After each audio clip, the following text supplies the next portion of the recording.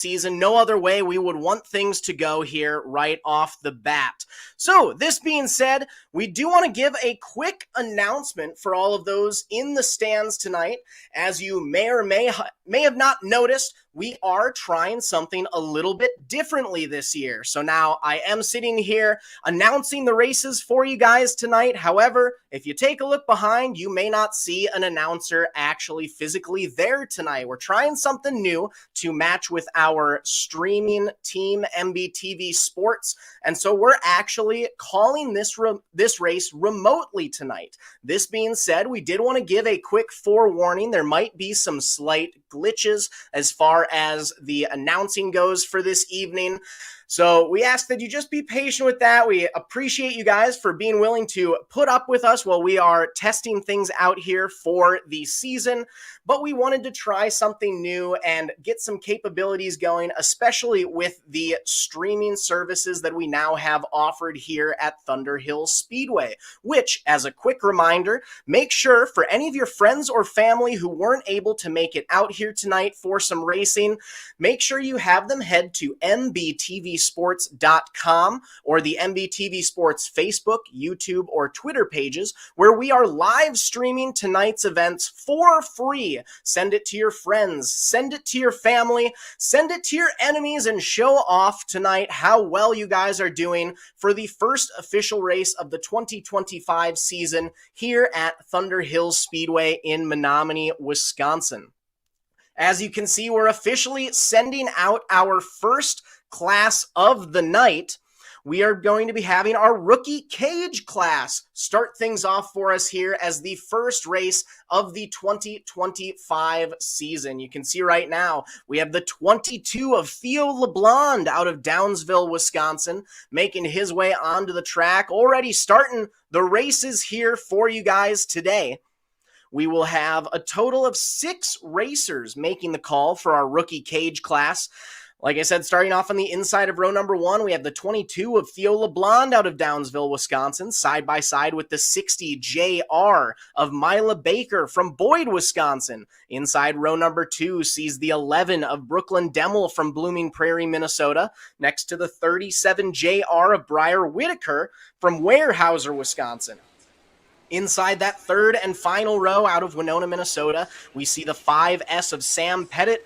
Just to the left of the 16 of Jack Smith from Fall Creek, Wisconsin.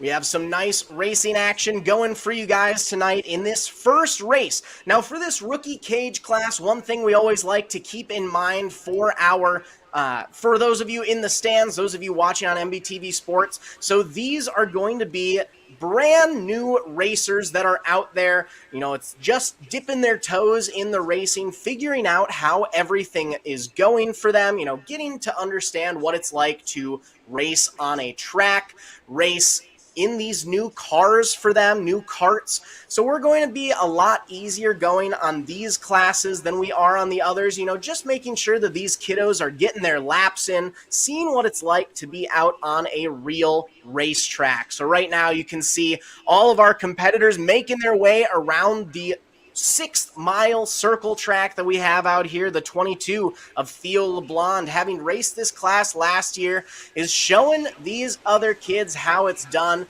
putting on a nice track here for them, making some nice solid turns, mixing and matching in between his other competitors. Another 2 racers to keep an eye on. For those of you watching our live stream right now, over on the right-hand side of things, we have the 37 JR of Briar Whitaker, putting in some solid laps, but he's got company right behind him. The 60 JR of Mila Baker out of Boyd, Wisconsin, setting a solid pace there as well. A couple other racers we have out on the track. The 11 of Brooklyn Demmel, putting in some solid laps there, making her way onto the back straightaway here at the 6th Mile Thunder Hill Speedway racetrack. Also there we see the 16 of Jack Smith out of Fall Creek, Wisconsin. Jack Smith starting to get a nice feel for the track surface. The 22 of LeBlond was slowly but surely catching up on him. But the 16 of Smith Now able to hold on pretty well. Out there, though, checkered flag is out. Our first checkered flag of the 2025 season, going to go to the 22 of Theo LeBlond out of Downsville, Wisconsin, taking that first heat race win of the night, the first heat race of 15 for tonight's race number 1 for the QualityFreightRate.com Storm Series. Up next, we have our first of 3 heats for our Arbox class. Heat race number 1, we have 8 competitors hitting the track out of a total of 24 racers that will be out there today. But for heat race number 1, we're going to start things off strong on the inside of row number 1 out of Randolph, Minnesota, the 17 of Josiah Hoffbeck, side by side with Hudson, Wisconsin's Austin Hover piloting the 777. Inside of row number 2, we have the 85 of Thatcher Nelson out of Chippewa Falls, Wisconsin. And on his right, the 23 of Wheeler, Wisconsin's Harper Halopka. Inside row number 3, we have the 4 of Winona, Minnesota's Luke Pettit, side by side with Menominee, Wisconsin's very own Brantley Langer on the 34. Inside of our 4th and final row, we have the 7 of Barrett Evans from Menominee, Wisconsin, racing the 88E, and Oakley Booth out of Colfax, Wisconsin, rounding out your 8-car field in the 16 machine. We're going to give our racers a chance to get all lined up here on the front straightaway. Just make sure that everyone is in their correct starting order before we officially go to green flag racing for our Arbox class. Now, I was talking about it a little bit earlier for our rookie cage class that we had coming up, starting things off, but the Arbox class is another one of those class where these are going to be some younger racers, typically between the ages of 5 to 8 years old. So we always want to make sure that we're getting them all lined up, ready to go. We are going to do official green flag starts for this class, but we do have to keep in mind these are youngsters out there, making sure that they are learning the rules and all set to go. Green flag is out, and we are officially Arbox racing. Early race leader is going to be the 777 machine of Austin Hover. Hover slowly but surely falling back, now all the way back to 3rd. New race leader is going to be taking up the front. Just behind them, though, the 4 of Luke Pettit all the way from the 3rd row, now trying to make moves up on the 23 of Harper Halopka. It's Halopka, Pettit, 1-2. Right behind them is the 34 of Langer. Langer and Pettit both getting some nice rocket starts from that 3rd row all the way up to fighting for the lead here. Another car that we can't count out, though, the 16 of Oakley Booth from dead last, already battling his way up for a podium position. Booth able to make a pass on the right side of the 4 of Pettit. Pettit's going to fight back, though. Pettit saying, no, I want this 2nd place spot. You're not going to take it from me, Booth. That battle for position for 2nd and 3rd tightening up. Very hot between Booth and Pettit. Right now, Pettit with the slight advantage, ducking down low, trying to make a pass for the lead now. Halopka now trying to battle off a 2-kart battle for 1, 2, and 3. 3 wide through 3 and 4. It's still Halopka with the early race lead, trying to fight off and take the eventual win here in the class. Right now, it's Halopka in 1st. Then we have the 4 of Pettit in 2nd, the 16 of Booth in 3rd. 1, 2, 3, all very close knit. Pettit able to make the pass. We have a new race leader. Booth looking to take the inside line away as well. Booth now up to 2nd. Halopka back to 3rd. And I believe that may have been the checkered flag, meaning your heat race winner is going to be the 4 of Luke Pettit out of Winona, Minnesota, taking the win today in the Arbox heat race number 1. It's going to be Pettit first. I believe it was the 16 of Booth finishing 2nd and the 23 of Halopka rounding out your top 3 for heat number 1. Heat number 2 is going to be coming up next.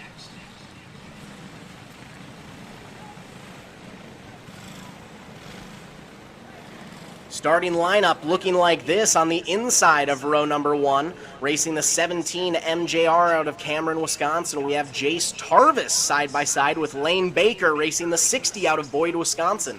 Inside of row number 2 has the 44 of Elk Mound, Wisconsin's Levi Anderson, next to Henry Junker on the 36 out of Stanley, Wisconsin. Henry Junker, if I'm remembering things correctly, I believe he was the class champion last year. So the 36 machine is definitely going to be one of the karts we're going to want to keep an eye on today. Inside of row number 3, we have the 20X of Minnesota City, Minnesota's Axel Fahrenholtz, next to the 787 of Dakota Bus out of Boyceville, Wisconsin. And inside that 4th and final row, we have the 22 of Dirks LeBlond out of Downsville, Wisconsin, next to Kate Knops piloting the 93 out of Chippewa Falls, Wisconsin. 8 racers. Looking here like we might be having 7 of our racers making the initial call here. Not quite seeing the 17 MJR machine of Jace Tarvis. Looks like Jace might be a scratch. Green flag is out. Baker is going to be your early race leader, but the 44 of Levi Anderson hot on their tail. Like I said, though, you're going to want to keep an eye on that 36 machine of Henry Junker, who has already moved up to be your new race leader. Current class champion wants to do the same he did in 2024, setting the pace here in 2025. Now, the 60 of Baker, even though they have been overtaken, they are still putting on a pretty solid race right here. Baker looking pretty well, not pulling too far back from the 36 of Junker. Junker setting a blistering pace there. We have a nice little battle going on just outside our top 2 as well between the 44 and the 20X. That is going to be Anderson and Fahrenholtz. Nice little side-by-side action going on there on the back straightaway right now. 44 of Anderson with the slight advantage. Fahrenholtz trying to do everything possible to take that inside line away and move up one more position. Out front alone, though, still setting the pace. It's the 36 of Henry Junker setting the charge here. Nice side-by-side action still going on through turns 1 and 2. Fahrenholtz this time around with the slight advantage over the 44 machine of Levi Anderson. Nice close racing throughout the field as the 36 of Junker slowly but surely makes his way up onto the rear end of the field, making a pass by the 787 machine. White flag is out, one more lap to go for Henry Junker coming out of 4. Checkered flag is flying. Henry Junker gonna take the heat race win here today for heat number 2 of the Arbox class. Setting a nice pace there, trying to do what he did in 2024, yet again in 2025. I believe that was the 60 of Baker finishing 2nd, and I think it was the 20X of Fahrenholtz rounding out your top 3. That brings us to heat race number 3, another 8 competitors for our Arbox class. Inside of row number 1, we have the 28 of Broxton Henning out of Chippewa, Wisconsin, alongside Benjamin Bargender on the 10 from Marshfield, Wisconsin. Inside row number 2, we have Colfax, Wisconsin's Otto Erickson piloting the 32, side-by-side Rochester, Minnesota's Sullivan Thill on the 95. Inside row number 3, we have Kimber Zimmer racing the 26 out of Spring Valley, Minnesota, and the 21 of Thorpe, Wisconsin's Palmer Haas. And then rounding out that 4th and final row on the inside, we have the 1 of Bentley Larson from Chippewa Falls, Wisconsin, and the 19H of Henrik Hollerud from Spring Valley, Wisconsin. 8 racers. Looks like all 8 are making the call here today for heat race number 3 of the Arbox class.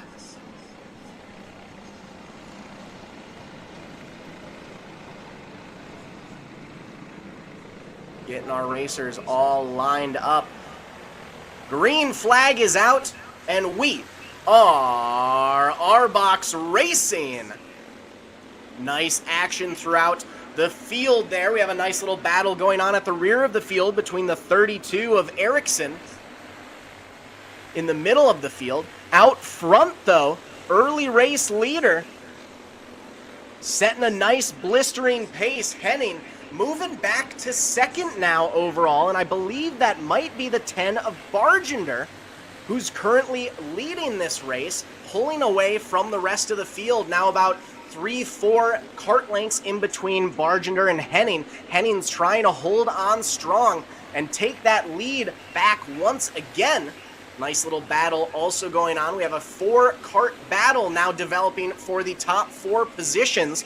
The 28 of Henning, he's got company right behind him. I think that might be the 26 of Kimber Zimmer, looking to the outside, trying to make a move. Wants to take over that second place spot. Don't count out the 1 of Bentley Larson, though. Our top 4 competitors all nice and close, side by side, ready to do some racing action.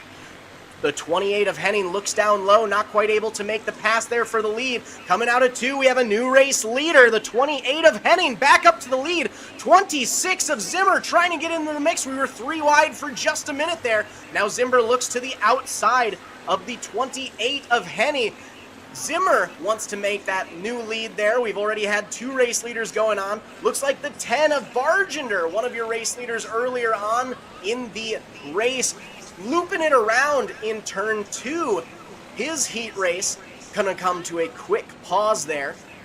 And it looks like that is going to throw the yellow. The 28 of Henning almost getting into the side there, able to evade quickly and not smash into the side of the 10 of Bargender. Now we're going to take a moment here, make sure our racers are all set and ready, re-lined up in their correct starting order before we get back to some green flag action. Now, wow, I know we've only had 3 races so far today, but that has been one of the best races of the night, and it's looking like this will be a solid class to watch all night long, heck, all season long. You know, in just the first few laps there, we already had 3 different race leaders. We had a nice 4-racer battle up at the front of the field. Lots of nice action going on here tonight in heat number 3 of the Arbox class.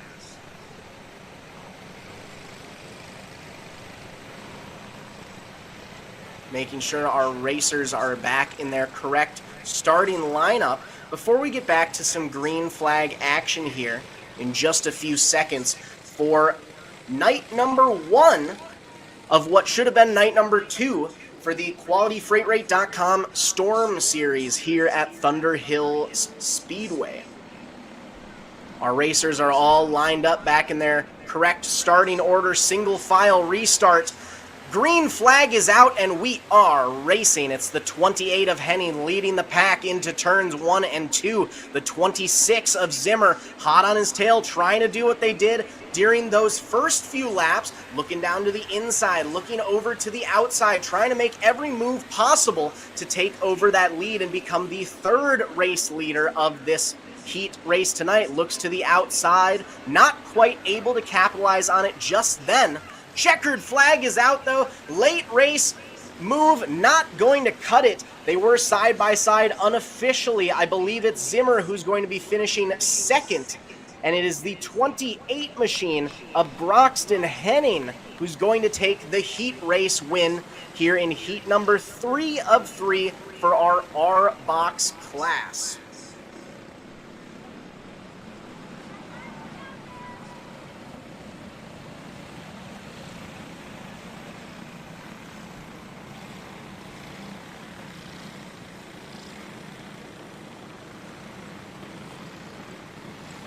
Up next, our junior wing class is going to be hitting the track here. We have 3 heats of junior wing competitors about to head out. In heat race number 1, though, 7 racers are going to be starting things off strong for us. Inside row number 1, we have the 21 of Ashton Fahrenholtz and the 15 JR of Luke Patterson. Reagan Finnegan on the 32 and Ty Prochnow on the 85T in row number 2. Row 3, we have the 40 of Rosenboom, the 8 of Byrne. final racers, the 21M of Owen Malmgren, and we are racing, bumping and banging through 1 and 2. Back to single file action here, ready to go. Early race leader, though. It's the 21 machine of Ashton Farrenholz setting the pace. 15 JR of Patterson ducks down to the inside, tries to make a move for the lead. Not quite going there.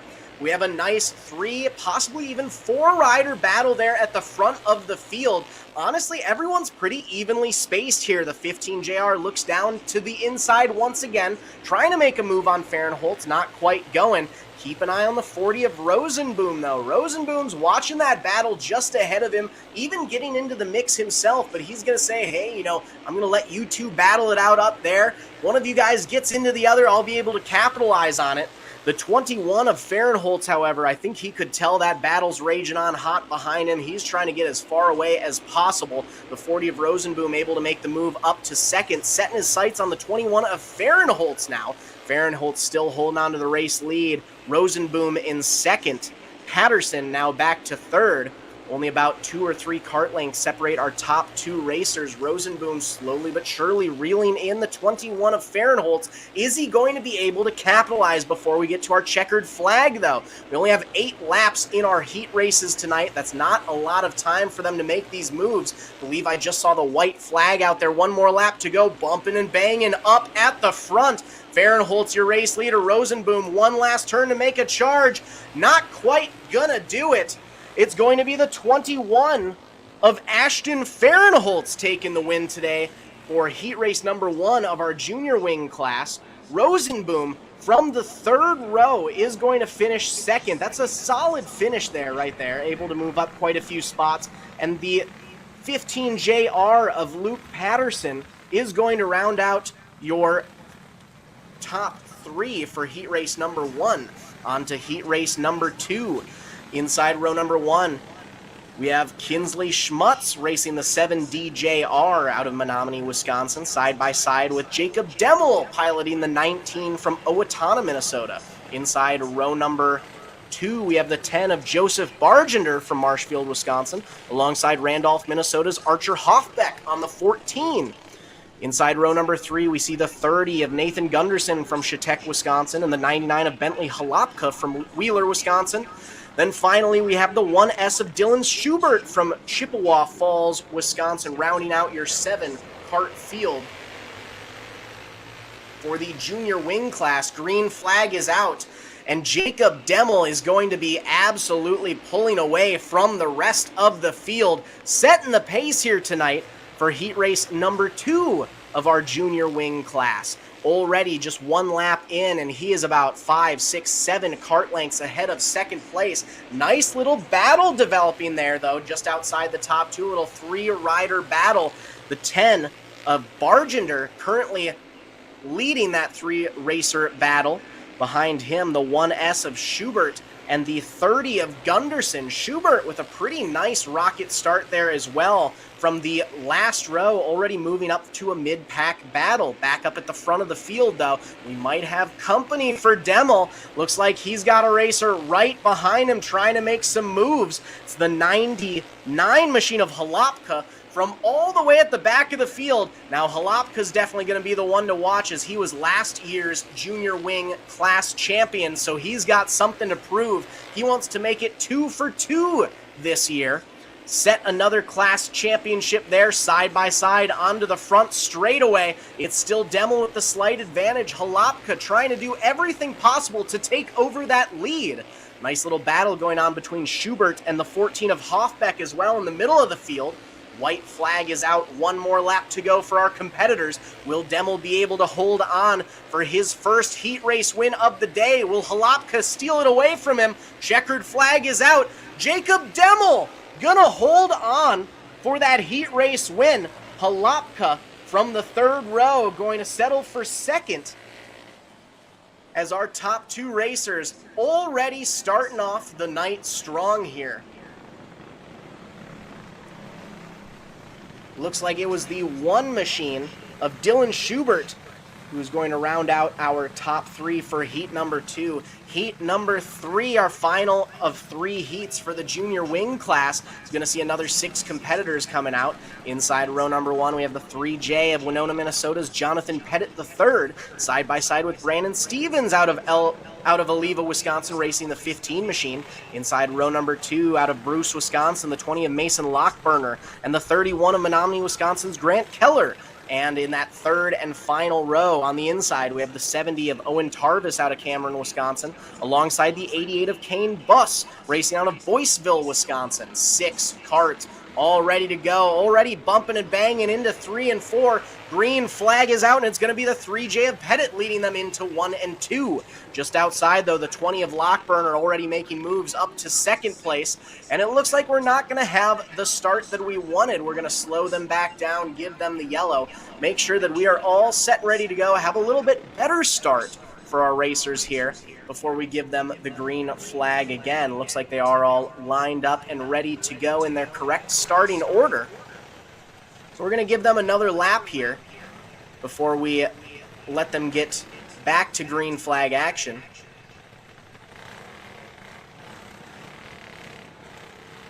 Looks like we're moving the 20 of Lockburner up to that pole position. The 3J of Pettit III moving back to the inside of row number 2.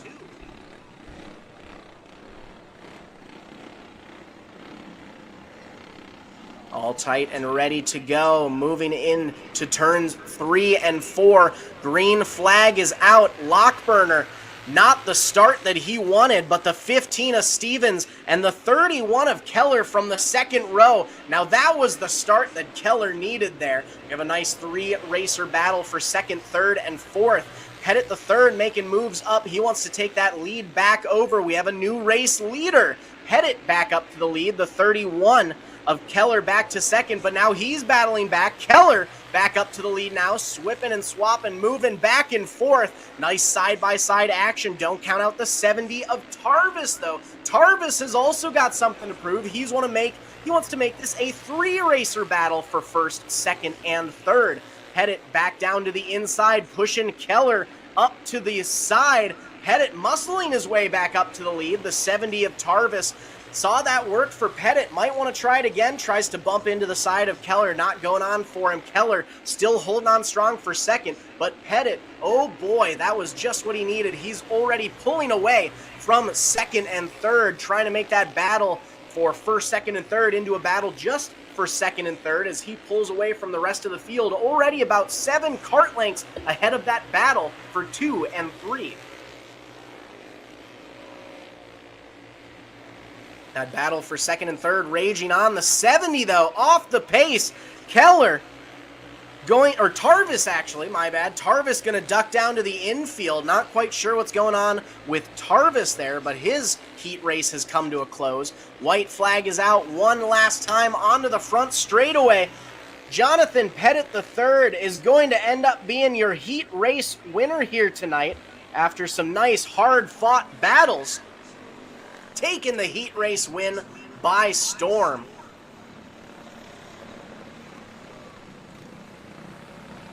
I believe it's the 31 of Keller who's going to end up finishing second after that devastating turn into the infield from the 70 of Tarvis. Not going to hold on to that podium spot. And that will bring a close to our junior wing class. Up next, we have our sportsman class. Just one heat for tonight. 9 competitors will be hitting the race for their heat race of the evening. 8 laps, 9 racers. Inside row number 1, we have the 88 of Ashton Henchen from Rock Falls, Wisconsin. Falls racing the 191 out of Rice Lake, Wisconsin. Inside row number 2, we have Trayton Vlachek racing the 55 from Rock Falls, Wisconsin. And Josh Fuster out of Chippewa Falls, Wisconsin, racing the 76. Inside row number 3, we have the 213 of Andrew Whitaker and Jake Johnson piloting the 74. Ramon Perez racing the 25 out of Cumberland, Wisconsin, and the 100 of Drew Alton from Menominee, Wisconsin. And rounding out your 9-kart field, at the back of the field, we have the 555 of Matt Vlachek from Hudson, Wisconsin.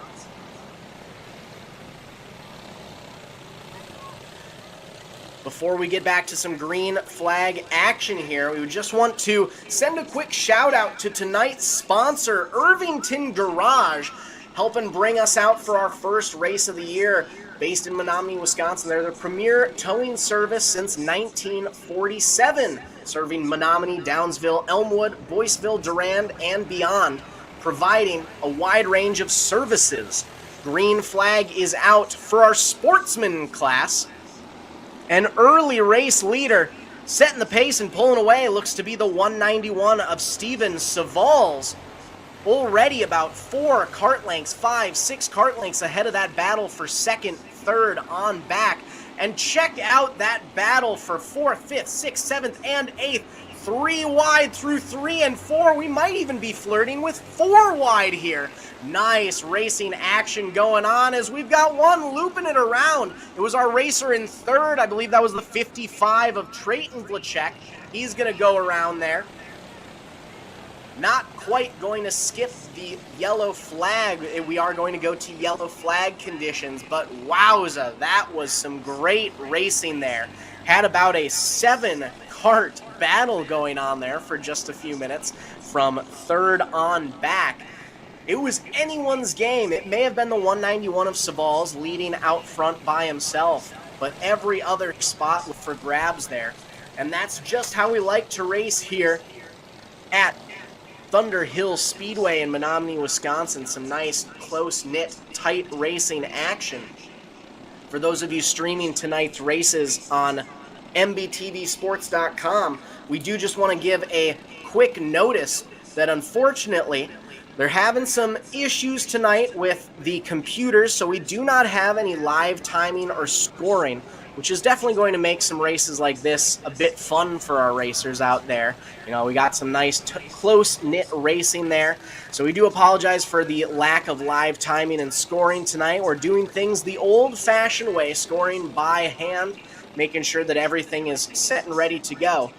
But we still have some great racing action here tonight, and the Sportsman class is by far showing us what they've got out there. 191 of Savals is going to start off on the pole, leading the way for this single file restart. Green flag is out. The 555 of Vlachek from the back, already up to second, now battling for third as he's got company to the inside. The 100 of Drew Alton, also from the second to last row, making moves up at the front of the field. We have 3 riders out front, a nice 3-rider battle for 4th, 5th, and 6th. One of our riders, I believe that was the 213 of Whitaker possibly, bumping and banging down into the infield. Still a 3-racer battle for 4th, 5th, and 6th. The 74 of Johnson making moves up, able to secure that front spot of that little battle that's raging on the front straightaway there. Out front, a nice little battle still going on for the lead there. It's the 199 of Savals who has it, but he's got company down to the inside. The 100 machine of Alton able to make his way by. Alton, your new race leader. Savals did not like that, though. He's going to spin him around through 3 and 4. Savals now back up to the lead. With no contest behind him, Alton now trying to make his way back through the field to take up that front position again. Checkered flag is out, though. Savals, after muscling his way back into the lead, going to take over that top spot. 555 of Vlachek holding on for second, I believe. And the rest of the field in tow behind them. Up next, heat race 1 of 2 for our 125-250 wing class. We have 11 competitors in this class tonight, breaking them up 6 in the first race, 5 in the second race. Inside row number 2, we have the 13E of Nick Moulter out of Bruce, Wisconsin. Side by side, the 22 of Davin Hawk from Rice Lake, Wisconsin. Inside row number 2, we have the 99 of Bentley Halopka racing out of Wheeler, Wisconsin, and the 66B of Blake DeSmith from Downing, Wisconsin. And inside that third and final row, we have Brody Conkey piloting the 8 out of Elk Mound, Wisconsin, alongside the UFO 2 of Holden Harder out of Madison, Wisconsin. Take a look at that crowd. We got a nice crowd going on here tonight. You know, we had some rough weather in the forecast there, but had a lot of people show up. We're excited to have everyone out here, even due to the potential of bad weather. Green flag is out, though, for our 125-250 wing class. It's the 13E of Moulter setting a blistering pace. The 22 of Hawk right behind in second. We're going to slow them back down. Make sure everyone is set and ready to go here. We're going to get relined up there. Everyone was getting some nice racing action there, getting a feel for their tires. It's Moulter and Hawk out front. Halopka DeSmith in the second row. Conkey and Harder in that third row.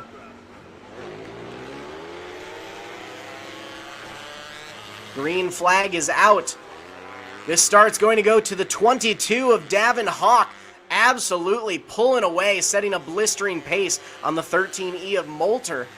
One lap in and already about 10 kart lengths, 12, 15 kart lengths separating those top two racers as Davin Hawk putting on an absolute clinic there. Hawk finished second in last year's series by 3 points. A mere 3 points separated him from the championship, so he's definitely got something to prove tonight. He wants to take over that championship this year for the 2025 season, and he is showing us what he's got in this first heat race of the 125-250 wing class. Coming out of 4 onto the front straightaway, another solid lap in the books for the 22 of Davin Hawk out of Rice Lake, Wisconsin. Putting some nice consistent laps in the books, showing that consistency is key here on this 1/6 mile track. We got a nice little battle going on there for third and fourth on this white flag lap. One more lap to go for the 22 of Hawk. That battle for third is raging on. The 66 has it. Checkered flag is out. Hawk's going to be a heat race winner. Pulling away from the rest of the field. That was about a quarter of a lap gap in between him and our second and third place racers. The 13E of Moulter finishing second. And rounding out your top 3. It's going to be your final racer. In heat race number 2, another 5 competitors hitting the track. Inside row number 1, we have the 99 JR of Landon Superi from Chippewa Falls, Wisconsin, alongside the 6D of Indianola, Iowa's Riley Dawson. Inside row number 2, Jackson Helen pilots the 2.0 from Cadott, Wisconsin, alongside Tyler Alton on the 30 out of New Richmond, Wisconsin. And in that lone third row, we have the 17D of Bloomer, Wisconsin's Dylan Michaels. 5 racers for heat race number 2 of our 125-250 wing competitors.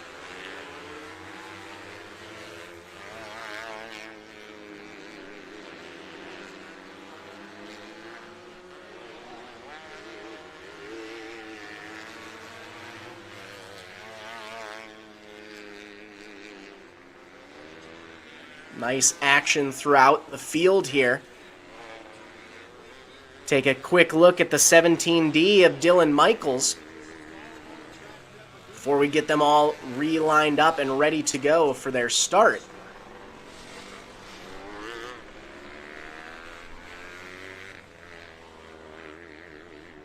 Out front, it's Superi and Dawson on the front row. The 2.0 of Helland and the 30 of Alton in the second. And the lone 17D of Michaels in that third and final row. Race order is good to go through turns 3 and 4. Green flag is flying, and it's the 99 JR of Supri trying to pull away as your early race leader. The 6D of Dawson isn't going to go without a challenge, though, as we're going to re-rack and restack them. That wasn't quite the start that our officials wanted there. Started things a little bit too early, I believe, there in turn 3.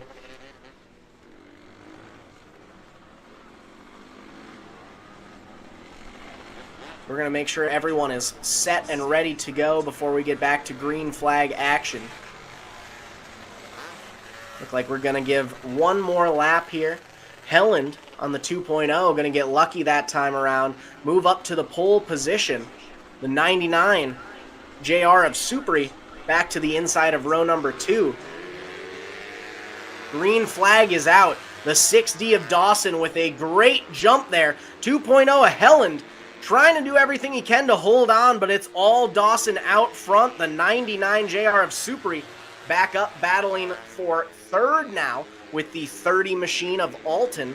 It is Dawson, Helland, Alton, Supri, Michaels, 1, 2, 3, 4, 5. All 4 competitors pretty closely battling there. The 30 machine of Alton able to move up to second, setting his sights on the 6D of Dawson, race leader. As we have the 99 machine of Supri spinning it around through 3 and 4. Supri going to bring the caution now.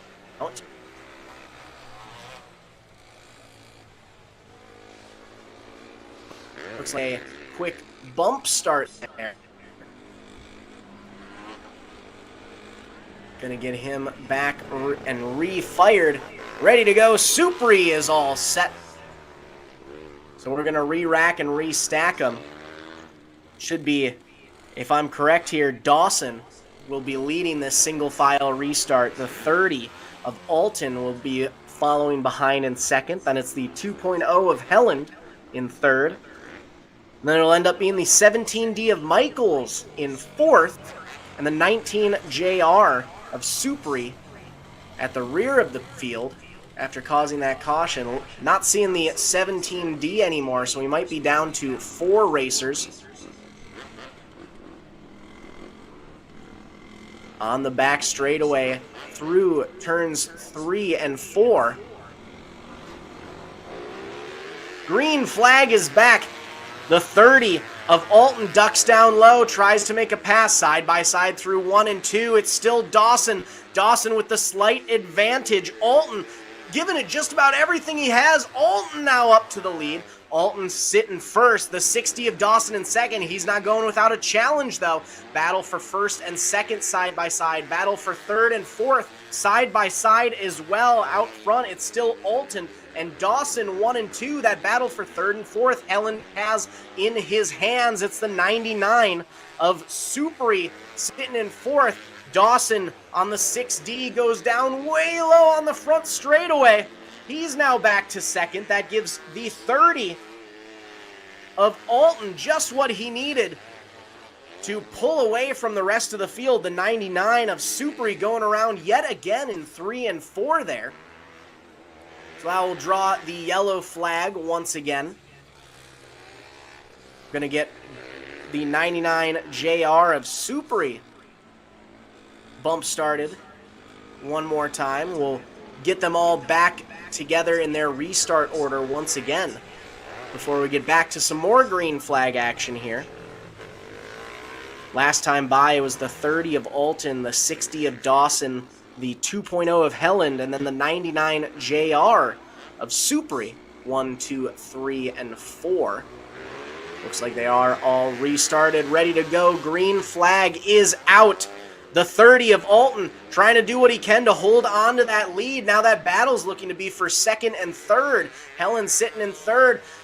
The 6D of Dawson goes sideways, collects Helland with him. Both of those carts going to go around, which will draw out the yellow yet again in our 125-250 wing heat number 2.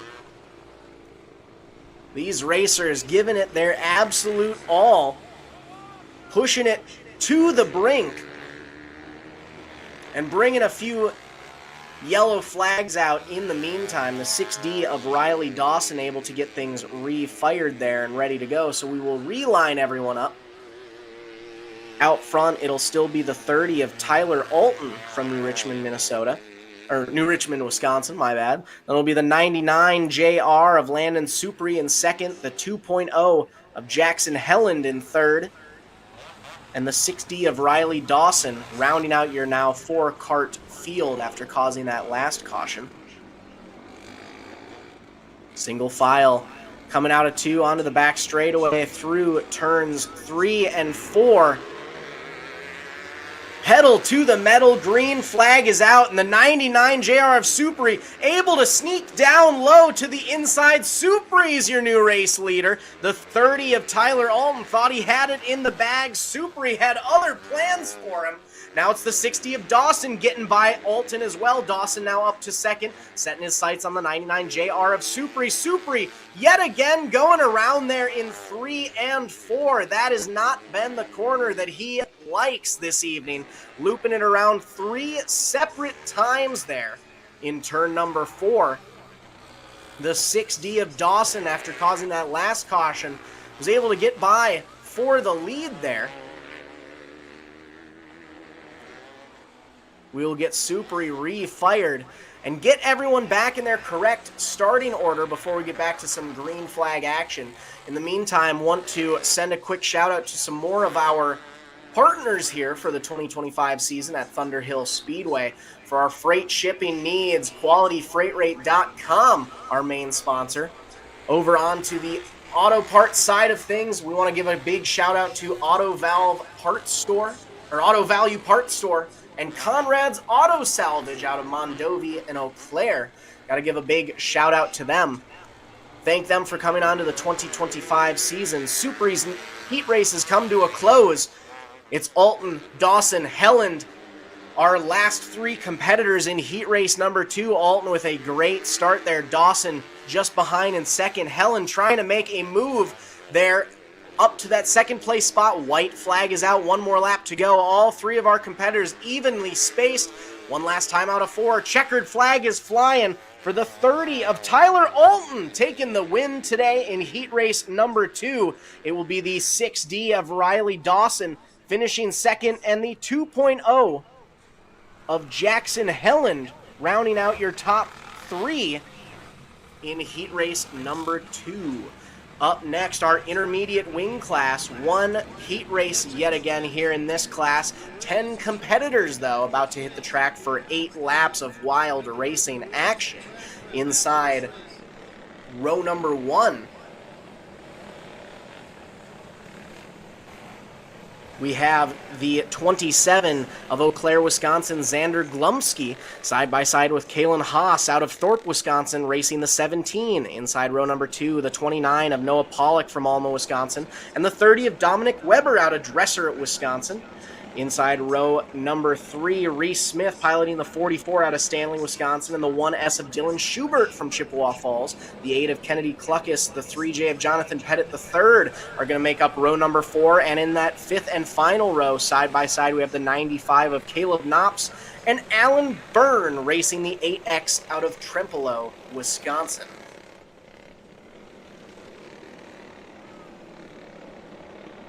Ten racers hitting the track for our intermediate wing class.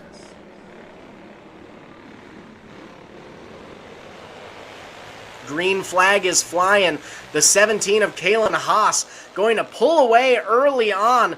The 26 machine hot on his tail, though, just behind. Don't count out the 44 of Reese Smith. Put on an absolute great showing last year. Trying to make another great year for 2025, but Reese is putting on a nice challenge for 4th and 5th between the 3J of Pettit III and the 1S of Schubert. We're making that a 3-kart battle for 3rd, 4th, and 5th. Out front alone, though, it's still the 17 of Callan Haas leading the pace, setting the charge, with about a 10-kart gap between him and 2nd place. Haas still your race leader. The rest of the field in tow behind. We might now slowly be seeing a battle developing for second, third, and fourth as the 44 of Reese Smith moves from third, trying to get a move on that second place competitor. We have the 95 of Caleb Knops pulling to the infield. That battle is still raging for second and third through turns 1 and 2.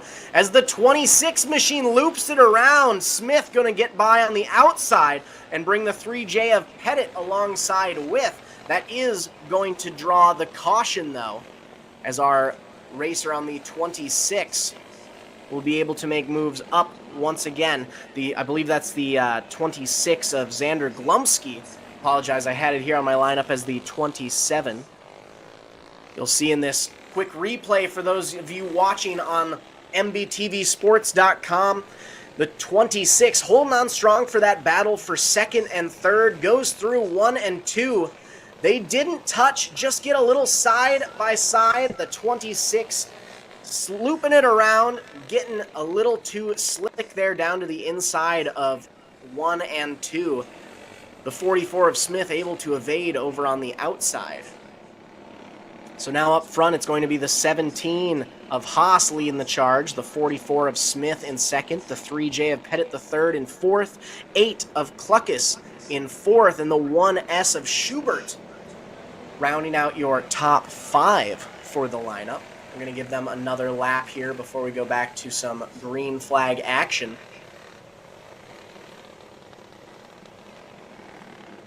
Single file restart for our first restart of the intermediate wing class.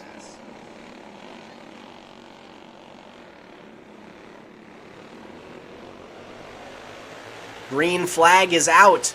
Haas with the lead. Smith sitting in second. Pettit looks down to the inside of Smith, trying to make that battle for second and third. Pettit with the slight advantage through 3 and 4. Pettit now your sole leader for that second place spot. Setting his sights on the leader himself, the 17 of Haas. Pettit ducks down to the inside. New race leader, ladies and gentlemen.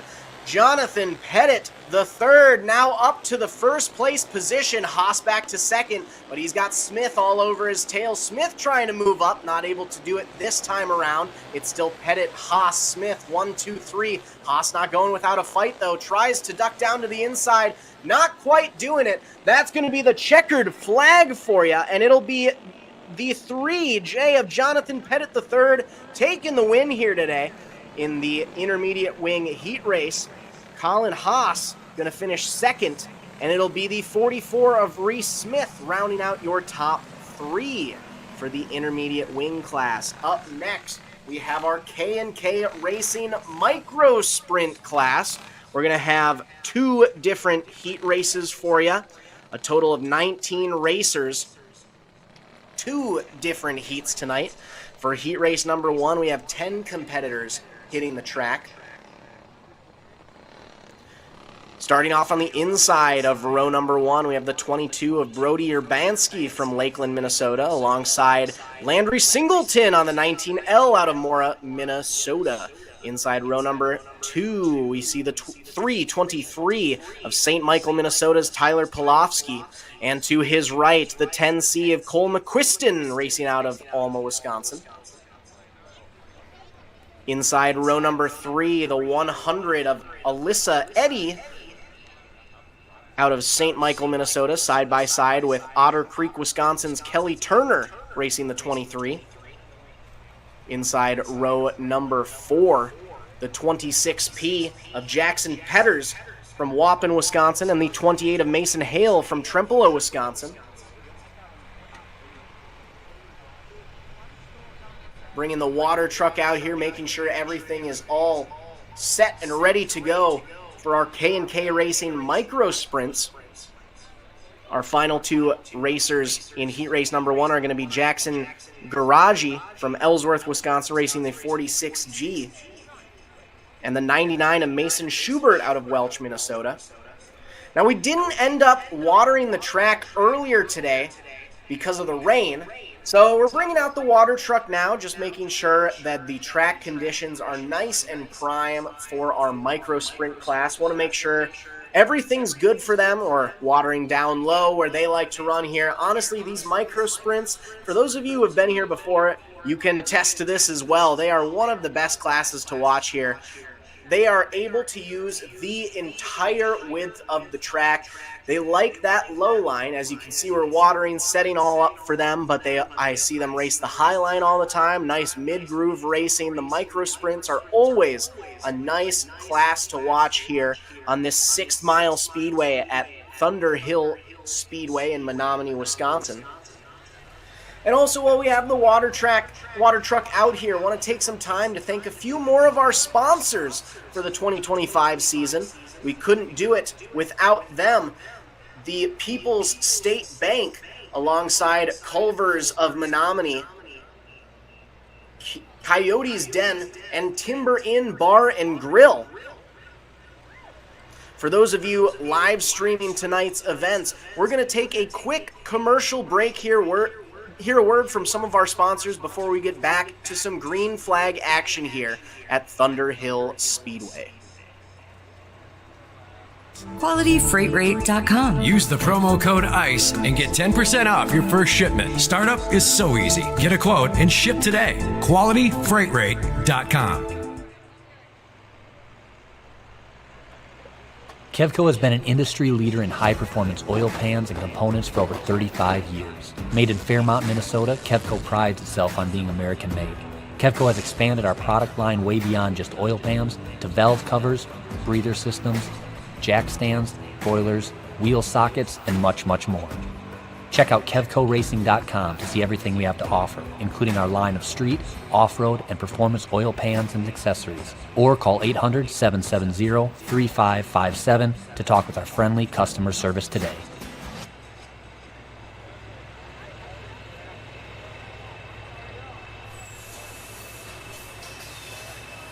My two passions in life is racing and selling good high-end meat. So my grandfather came here from Germany back in the late 20s. He decided to open his own shop in 1951. He had all the recipes, he had all the talent. His father was a meat guy. His father's father was a butcher. They weren't football players, basketball players. They were in the meat business. And that's our family. That's what we're good at. Old World Meats was derived from Frank's Meat. With over 40 years of experience producing quality racing components, we're excited to unveil the Kevco Drive Shaft. Our Kevco Drive Shafts are 100% made in the USA from USA-sourced materials. We have developed our drive shafts using precision machine yokes that offer more clearance with higher strength than any other shaft on the market. Our yokes are then zinc-plated black for long-lasting protection. All our drive shafts are meticulously hand-built and balanced on our brand-new superior Driveline Shaft Master drive shaft machine. Every carbon fiber Kevco drive shaft comes loaded with Spicer 1310, solid-body, non-greasable universal joints for superior strength. We offer U-joints, U-bolts, slip yokes, and anything you may need for your drive shaft.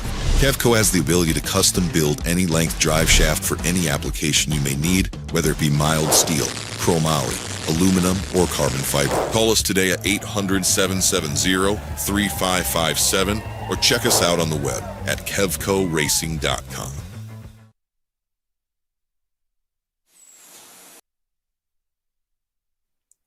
Welcome back, race fans. We took a quick break there to water the track.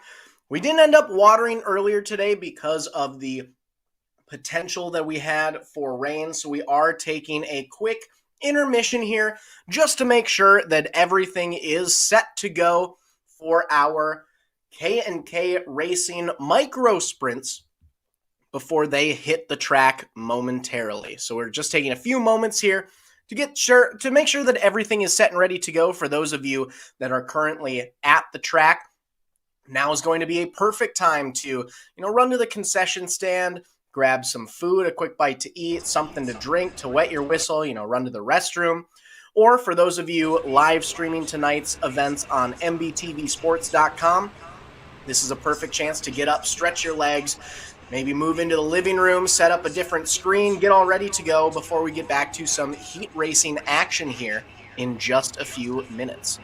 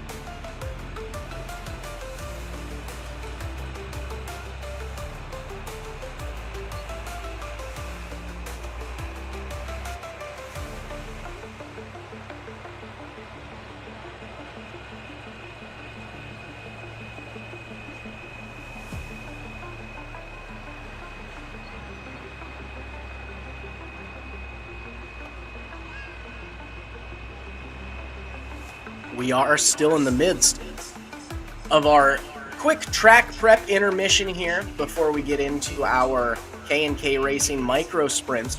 But wanted to just take a moment to give a few quick updates as far as the schedule goes. You know, for those of you who have been following the schedule online at the track today, obviously we did have our first race of the year rained out on Wednesday, May 28th, making tonight race number 2 of the series, our first race of the year. But on the bright side, we have rescheduled that first race.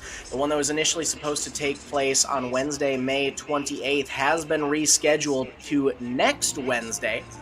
That will be Wednesday, June 18th, is when that rescheduled rain date will go. So now we're going to be moving into a nice 3 weeks in a row of solid racing action as opposed to the typical every other format that we follow here.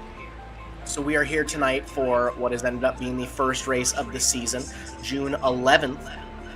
We will be back next Wednesday, June 18th, same time, same place, for what would have been round number 1 of the QualityFreightRate.com Storm Series. And then we'll be back the following week as well, Wednesday, June 25th, for race number 3 of this series. So we're having 3 weeks of racing in a row here.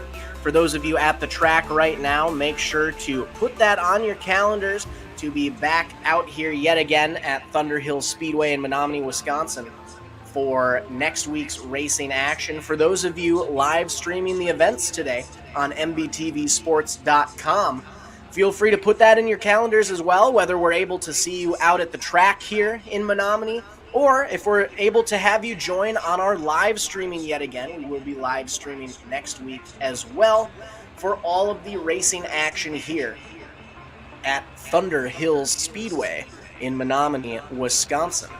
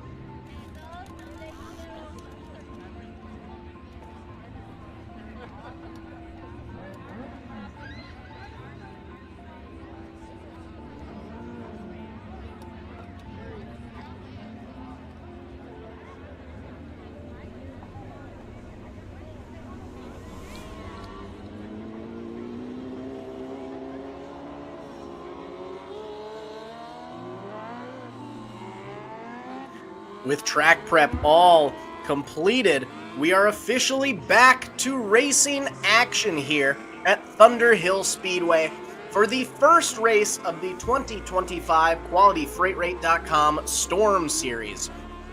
We're going to give our micro sprints a few laps here to work in the water, make sure they are all set with these new track conditions before we get back to official green flag action. But in the meantime, we already ran through our starting lineup, but we will give it a quick refresher. Inside of row number 1, we have the 22 of Brody Urbanski from Lakeland, Minnesota, alongside the 19L of Landry Singleton racing out of Mora, Minnesota. Inside row number 2, Tyler Polofsky piloting the 323 from St. Michael, Minnesota. On his right, the 10C of Alma, Wisconsin's Cole McQuiston. Inside row number 3, Alyssa Eddy racing the 100 machine out of St. Michael, Minnesota, and Kelly Turner out of Otter Creek, Wisconsin, racing the 23. Inside row number 4, the 26P of Waupun, Wisconsin's Jackson Peters, and the 28 of Mason Hale out of Trempealeau, Wisconsin. And inside that 5th and final row, we have the 46G of Jackson Jiragi from Ellsworth, Wisconsin, and the 99 of Welch, Minnesota's Mason Schubert. 10 cars in our first of 2 heats for the micro sprint class. It'll be 10 racers in heat race number 1, 9 racers in heat race number 2, 8 laps of heat race action per class. Now, for all of our classes, we've been doing 8 laps for heat races. Once we move into the features here relatively soon, most of our classes will be doing 12-lap features. However, for these final 3 classes of the night, that is our K&K Racing Micro Sprints class, our Legends.Direct Legend cars, and then our final class of the evening, our Gopher Midget Racing Series. All 3 of those classes will be doing 20-lap features. We're getting our cars all lined up here and ready to go before we put our first green flag out for our micro sprint class.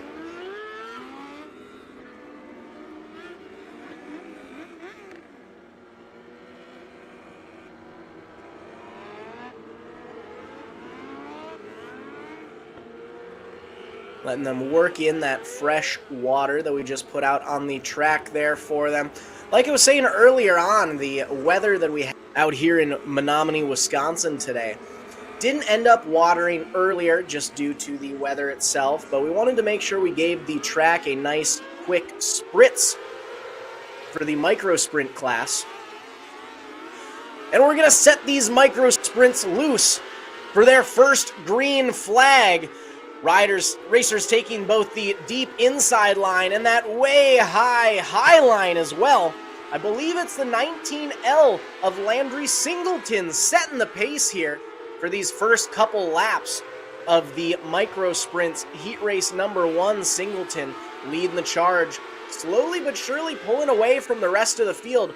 We've got a couple competitors slightly close behind, but he's got a decent, probably 5-6 kart gap in between him and that battle that's currently raging on for second, third, and what now might be fourth as well. We have two competitors pretty close there for third and fourth. Our second place racers slowly starting to pull away from that battle for third and fourth, but taking that extreme high line is allowing that battle for third and fourth their chance to move up. We can see on the right side of the screen there, our battle cam going on for third, fourth, and what now might be even a battle for third, fourth, and fifth, as we have one racer taking the extreme high line there over through 1 and 2, and then 3 and 4 as well.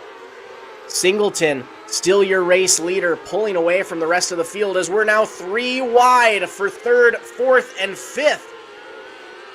Checkered flag is out. Singleton is going to take the heat race win today. On the 19L, it'll be the 26P of Jackson Petters finishing second. And the rest of the field in tow behind. That was heat race number 1. Heat race number 2 following up next. 9 competitors going to be out on the track for this race.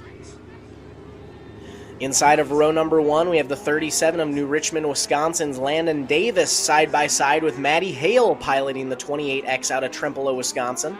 Inside row number 2, Owen Henricks racing the 10 from St. Cloud, Minnesota, and Carter Jensrud racing the River Falls, Wisconsin C71. Inside row number 3, we have Marshall Willing out of Becker, Minnesota racing the 128, and Brandon Frederick from Hudson, Wisconsin racing the 3J machine.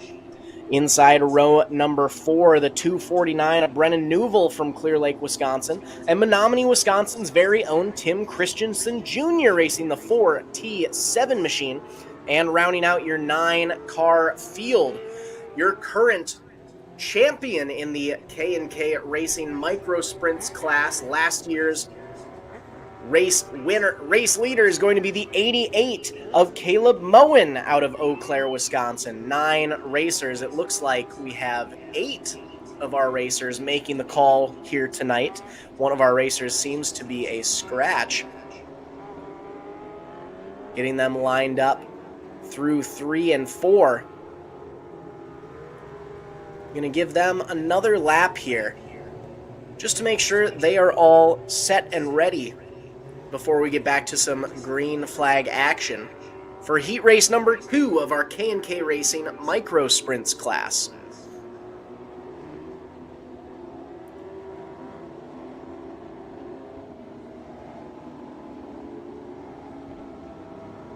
Davis and Hale leading the charge out front on the front row. Second row, we have Henricks and Jensrud.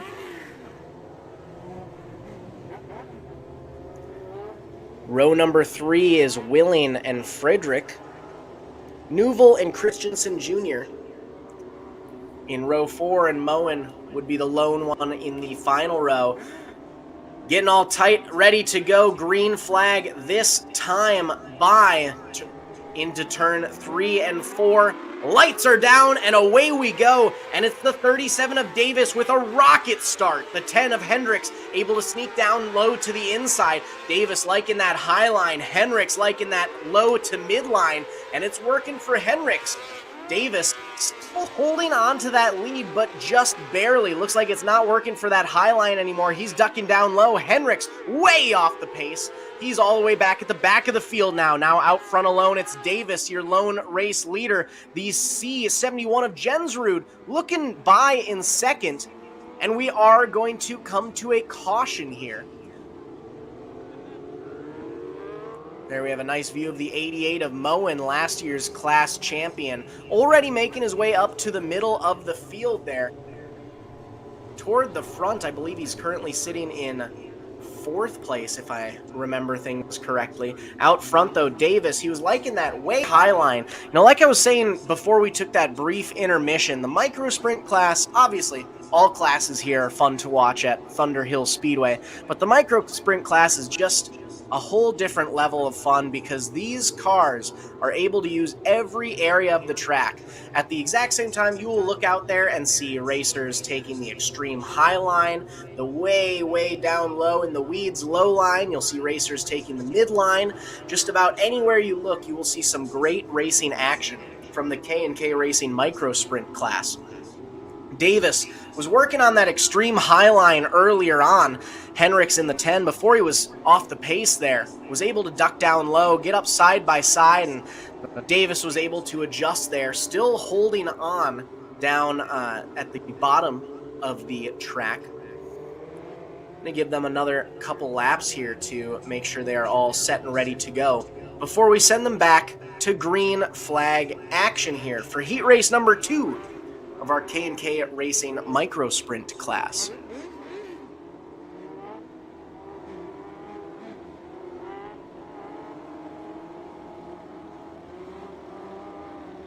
Through turns 3 and 4, tightening them up. Green flag is out, the hammers are down, and it's Davis and Jensrud rocketing into turns 1 and 2. Jensrud taking that extreme high line, side by side on the back straightaway. Davis with the slight advantage.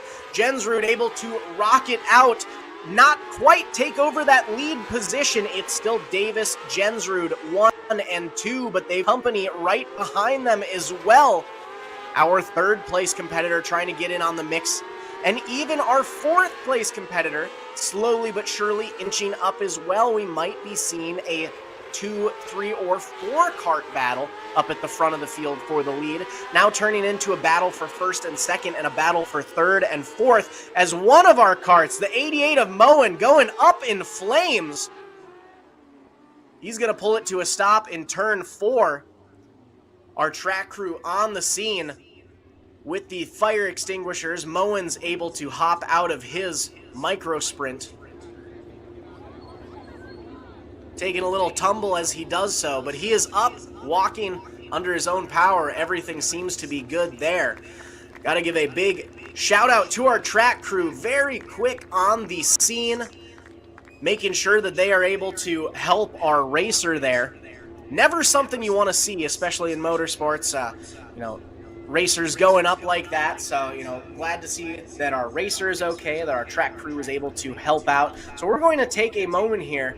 Just make sure we have the 88 of Moen's vehicle all set and ready to go before we get back to some green flag action here in just a few moments. Well, we have some time. Want to take a quick few minutes to thank a few more of our sponsors as well.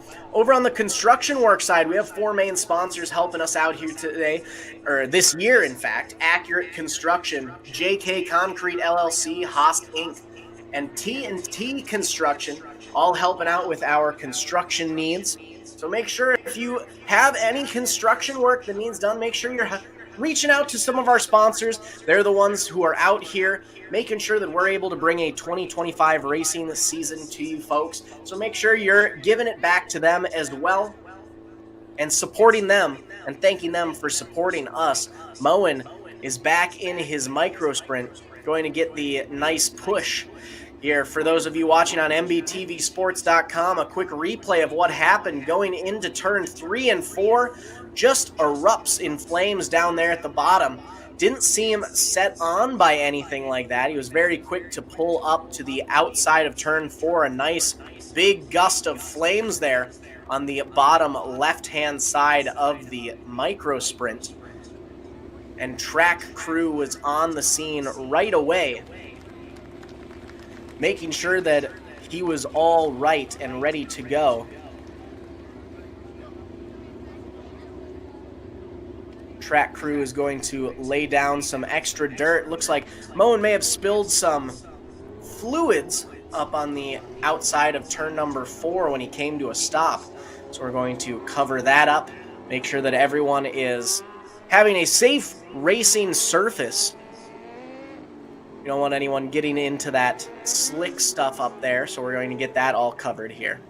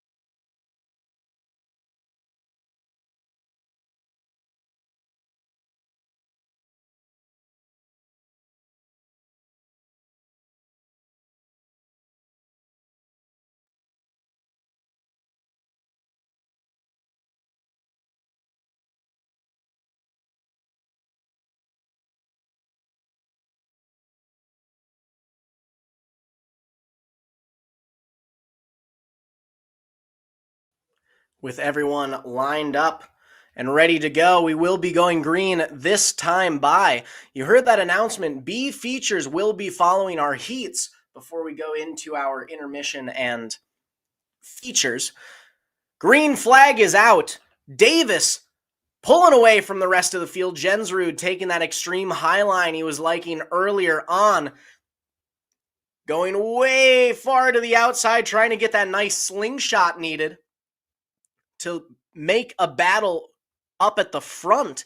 Davis still holding on strong to that lead. We might even be seeing a third competitor come up into the mix as well, taking that midline. Davis off the pace down low. That gives Jensrud just the chance he needs.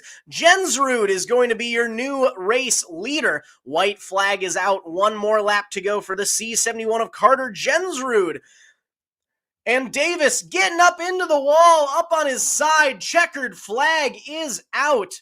And it will be the C71 of Carter Jensrud who's going to take the win. Davis, after getting up into the wall, going to finish a devastating, I believe he ended up finishing third, if I'm remembering correctly, seeing things there. So he's going to move back a few spots there.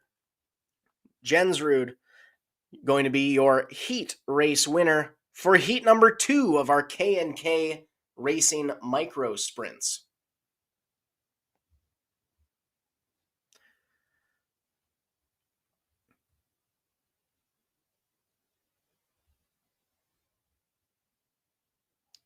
For those of you live streaming, you can see Davis getting up into the wall, almost flips it onto his side. Was able to luckily power it back down. Didn't quite go full sideways, but it was just what he needed. Still did end up finishing second, which was a great save there, but was not quite able to take over that lead that he was looking for. Looks like we had one of our wing carts make their way out, but we are going to go on to our Legends.Direct Legend Cars class up next. 1 heat race for our Legends class, 10 racers for 8 laps of fun racing action. Row number 1, we have the 57 of Cade Reisdorf from Sun Prairie, Wisconsin on pole, alongside the 75 of Hastings, Minnesota's Baden Heskett. Inside row number 2, it's the 68 of Shadow Kitchener from Arkansas, Wisconsin. and Pierre, South Dakota's Mark Brower racing the 60 machine. Inside row number 3, the 94 of Levi Brower from Ridgeland, Wisconsin, side by side with Derek Krumrie racing the 33 out of Eau Claire, Wisconsin. Inside row number 4, Aiden Erickson racing the 49 from Cumberland, Wisconsin. And the 7K of Jackson Kotshade from Ramsey, Minnesota on his right. And inside that 5th and final row, we have the 64 of Chris Sleep out of Osseo, Wisconsin, alongside Josiah Kotshade racing the 67 out of Ramsey, Minnesota. 10 racers. Green right now, hammers are down, ready for some Legends racing action. One of our racers, the 7K of Kotshade, getting up on the wall there, able to hold on, keep everything on 4 wheels for the most part, and keep us under green, but that was a pretty close one. Out front alone, though, it's the 75 of Heskett, as we're 3 wide through 3 and 4. Heskett with the race lead, the 68 of Kitchener inching up by, trying to make a pass for the lead, not quite able to do it. The 54 right behind her, the 64, sitting in 3rd place right now, trying to get up into the mix as well. My apologies, it's the 94 of Levi Brower, 3rd time's the charm. Making that 3-racer battle for 1st, 2nd, and 3rd. Slight advantage that time by to Shadow Kitchener. New race leader through 1 and 2. The 75 of Heskett back to 2nd. The 94 of Brower still holding on to 3rd, as we're going to have a yellow flag come out, going to caution, with one of our racers spun around up at the top of turn number 4. Now that was a wild ride the 7K of Jackson Kotshade took, going up through turns 1 and 2. Got completely up onto the wall, went way high going into turn 1, and hit a dirt mound just right, and was able to keep his tires on that metal barrier there. Was able to finally get things down onto 4 wheels again, but it was definitely a close call for the 7K of Kotshade.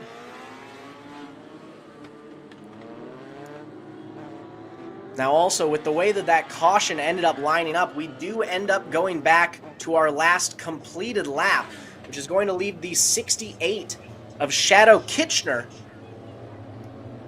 lining up 2nd. He had just made the pass for the lead, but wasn't quite able to secure it for this restart. Looks like we are going to go with a Delaware double file restart, or possibly not. Looks like we're moving back into a single file restart here, so it'll be the 75 of Heskett leading the charge, the 68 of Kitchener in 2nd, 94 of Brower will be rounding out your top 3. Then we have the 33 of Krumrie lining up in 4th, and the 57 of Reisdorf back in 5th.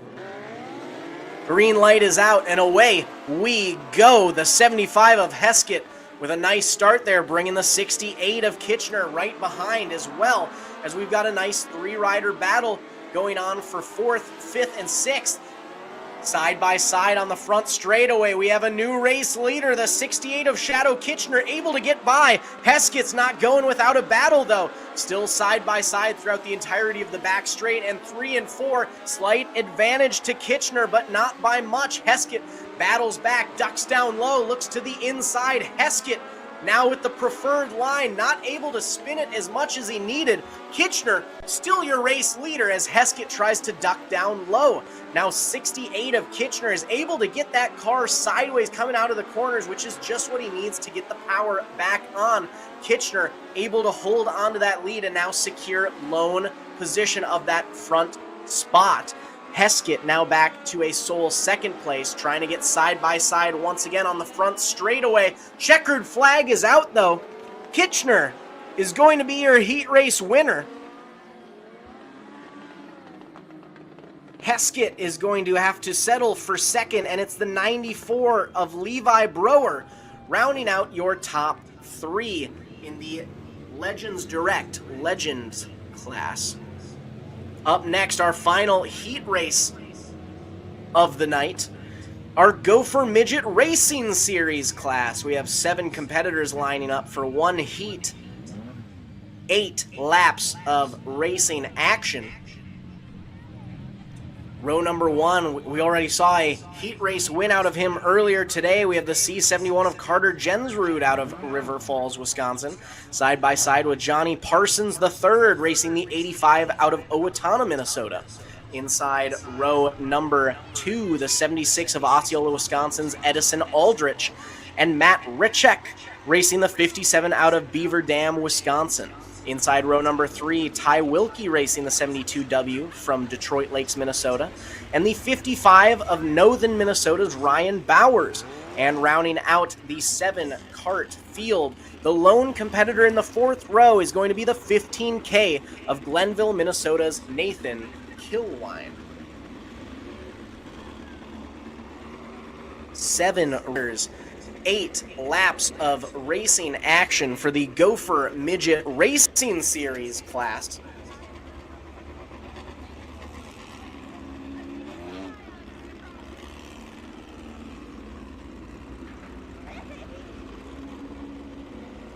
Up next are going to be our B features for the Arbox and Junior Wing class before we run our intermission. So we'll have those 2 races coming up next.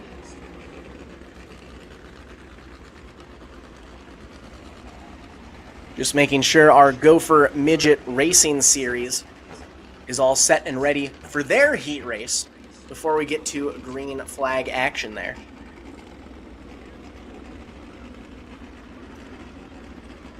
Looks like we had to wait for the C71 of Carter Jensrud, was still getting completed from his micro race, his micro sprint race that he had just a couple races back. He was the heat race winner just before our Legends.Direct class. Needed to make sure he was all set and ready to go before the Gopher Midget Racing class hit the track here. But Jensrud is back out on the track, ready to go. So now we are ready to get our starting lineup all set for our final heat race of the night.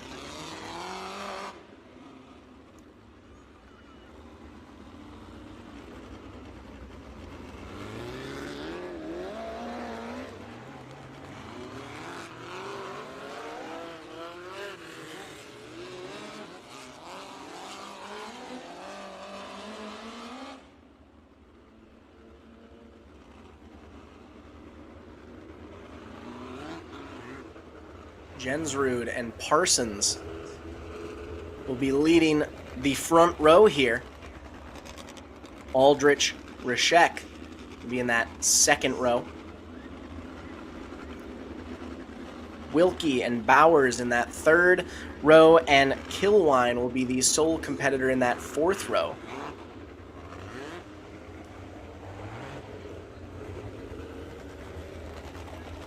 Just taking another few laps here to make sure that everyone is set and ready to go in their correct starting orders. We are lined up.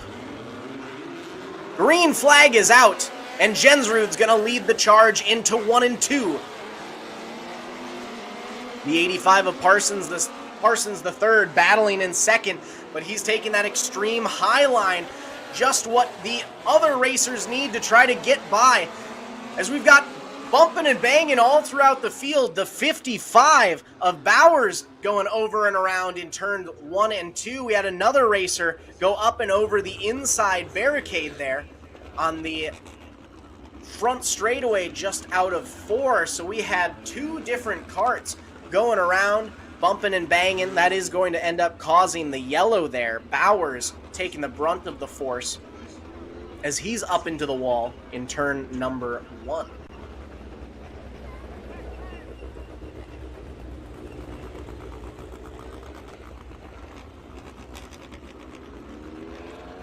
You can see in this quick replay, just hit turn 1 a little too hard, goes fully sideways, hits that slick dirt up in the outside of turn number 1, and it was no chance for him as he's going completely straight into that back wall.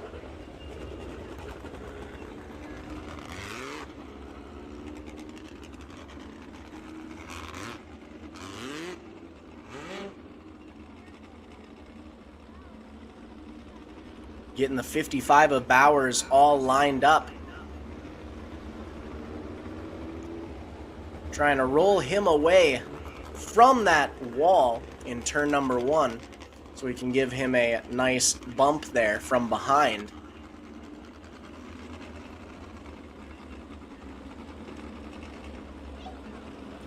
And it looks like in doing so, you can see that damaged rim on the back left corner. Unfortunately, Bowers' night looks to be coming to a close very early on with a completely damaged left rear rim.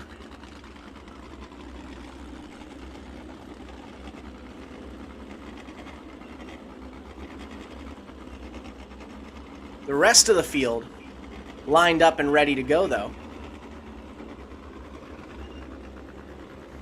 Jensrud, Parsons III, Aldrich, Rashek, Wilkie, and Kilwine.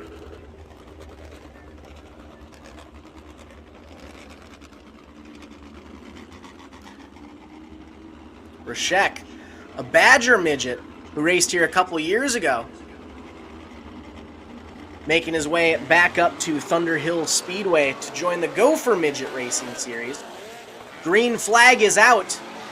Jensrud leading the field through turns 1 and 2 and pulling away from them at the same time. We've got a nice battle going on for 2nd and 3rd and 4th and 5th, but out front alone, it's all Jensrud setting the pace.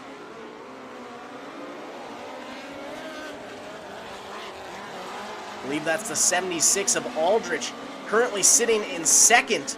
The 85 of Parsons III, rounding out your podium. Don't count out the 57 of Rashek, though, making his way up through the field. Holding on to that 4th place spot, setting his sights on that battle for 2nd and 3rd.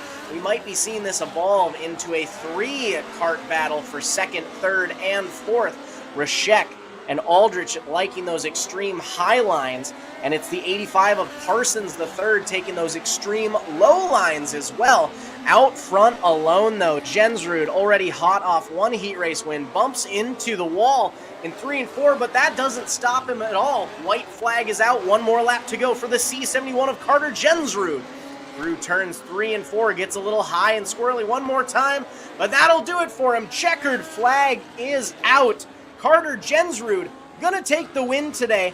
Our only 2 heat race winner here for night number 1 of the QualityFreightRate.com Storm Series. Jensrud gonna take the win. The 76 of Aldrich gonna finish 2nd, and it'll be the 85 of Parsons rounding out your top 3.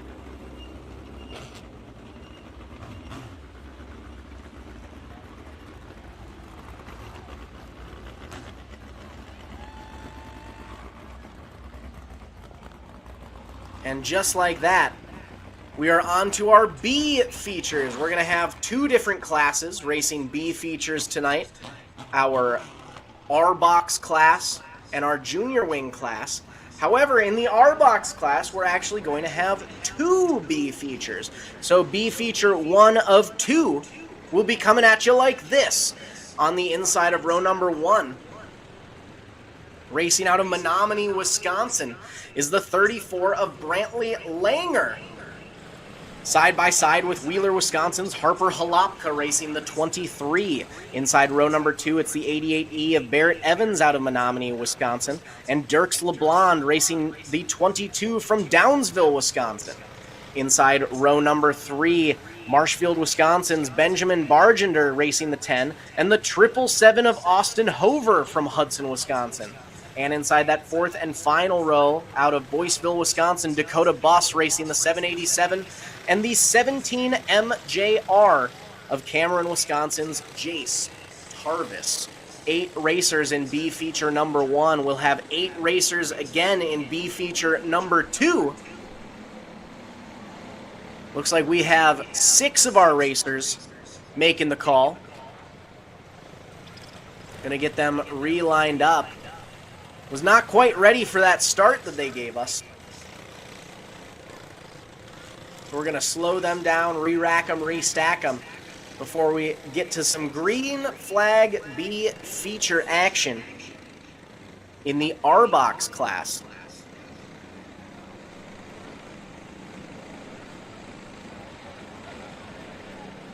Looks like the 787 of Dakota Bus ducking down to the infield. Chatting with one of our infield workers, back up and running though onto the track.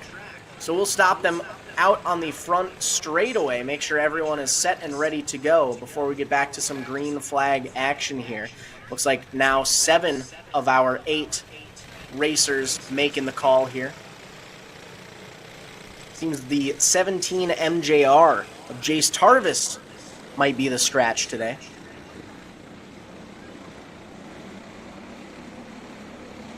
Onto the back straightaway through 3 and 4.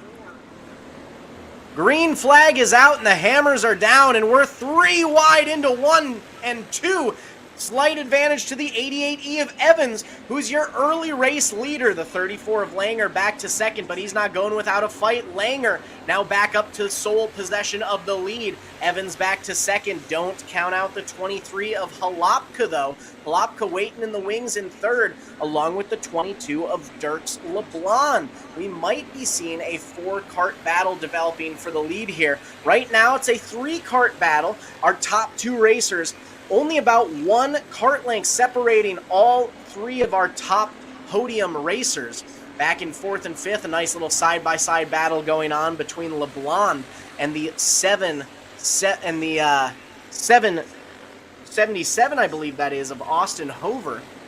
My apologies, that's the 10 machine of Bargender. Bargender in 5th, trying to make that move on LeBlanc for 4th. Up front, though, it's still that nice battle for 1st, 2nd, and 3rd. The 34 of Langer has it. Evans wants to reclaim it once again, and the 23 of Halopka wants their first shot at that top spot. Halopka still sitting in 3rd. Looking down low beneath the 88E of Evans. Nothing going by this time. Evans, at the meantime, looking to the outside of Langer. It's still Langer, Evans, Halopka, 1, 2, 3. LeBlanc holding on to sole possession of 4th now, about half a lap behind that battle for 1st, 2nd, and 3rd. Battle is nearing the rear of the field. We'll see if how the lap traffic plays into this battle for 1, 2, and 3, if they're able to snake their way through with ease, or if they have any issues getting through. The 34 of Langer able to get by with absolutely 0 issues, and even pull away from that battle.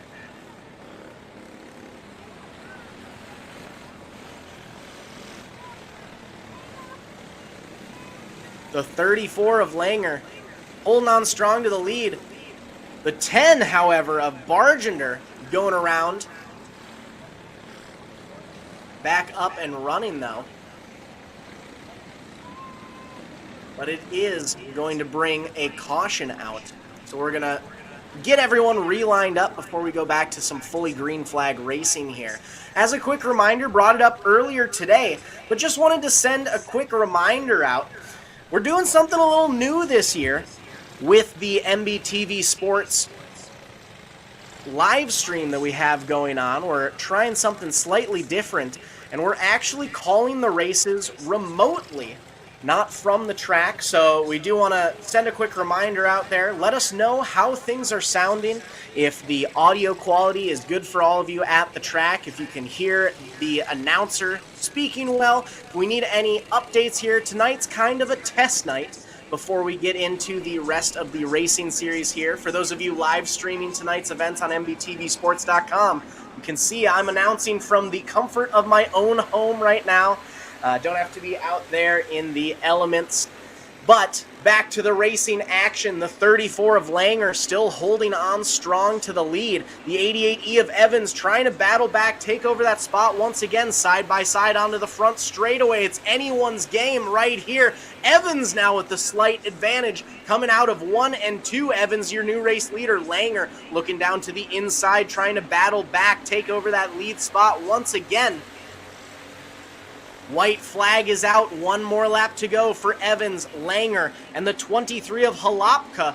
All 1 kart length separating our top 3 racers. Langer goes around, ducks to the infield. Checkered flag is out. It's going to be Barrett Evans on the 88E taking the win here tonight in the first B feature of our Arbox class. Harper Halapka going to end up finishing second after waiting in the wings for something to happen to one of those top two racers, able to get by without any issues. So it'll be Evans and Halapka, 1 and 2 for our first B feature. B feature number 2 for the Arbox class is going to bring out another 8 racers. We have Palmer Haas racing the 21 out of Thorpe, Wisconsin on the inside of row number 1. Lane Baker out of Boyd, Wisconsin racing the 60 on the outside of row number 1. Inside row number 2, we have the 44 of Elk Mound, Wisconsin's Levi Anderson, side by side with Sullivan Thill racing the 95 out of Rochester, Minnesota. Inside row number 3, Chippewa Falls, Wisconsin's Thatcher Nelson is going to be racing the 85 machine. The 32 of Otto Erickson racing out of Colfax, Wisconsin on the outside of row number 3. And on the inside of that fourth and final row, we have the 17 of Josiah Hoffbeck out of Randolph, Minnesota, alongside Henrik Hollerud racing the 19H out of Spring Valley, Wisconsin. 8 racers, 10 laps for our second of 3 B features for the evening. Looks like 7 of our racers making the call. Seems to be it's the 17 of Josiah Hoffbeck. Not out on the track as of right now.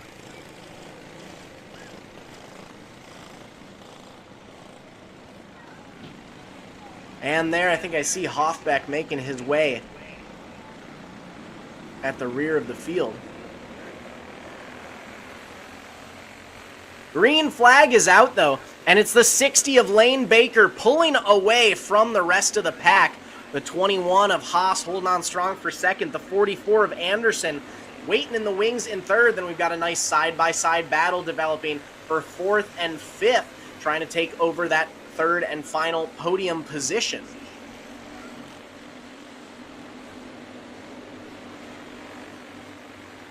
Baker still holding on strong to that lead and making a nice little gap there between himself and second place.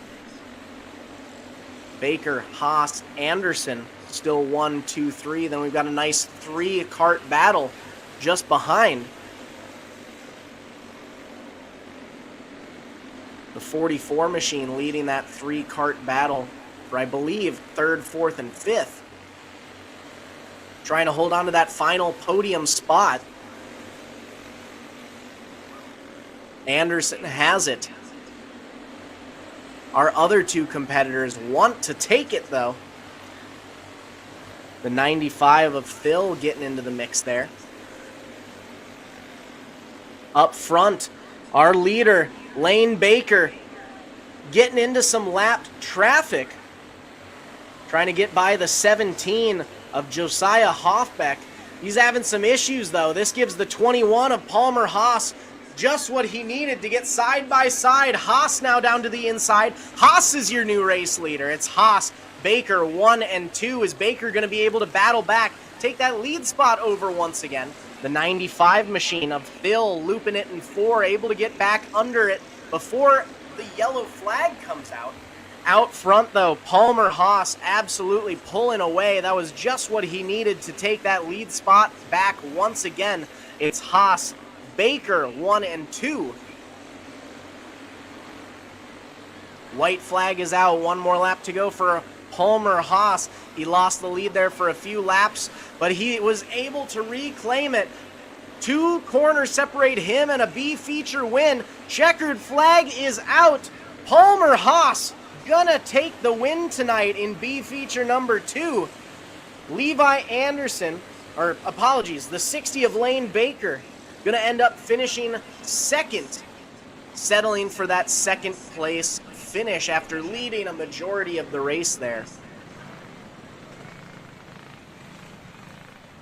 85 of Thatcher Nelson going to round out your top 3.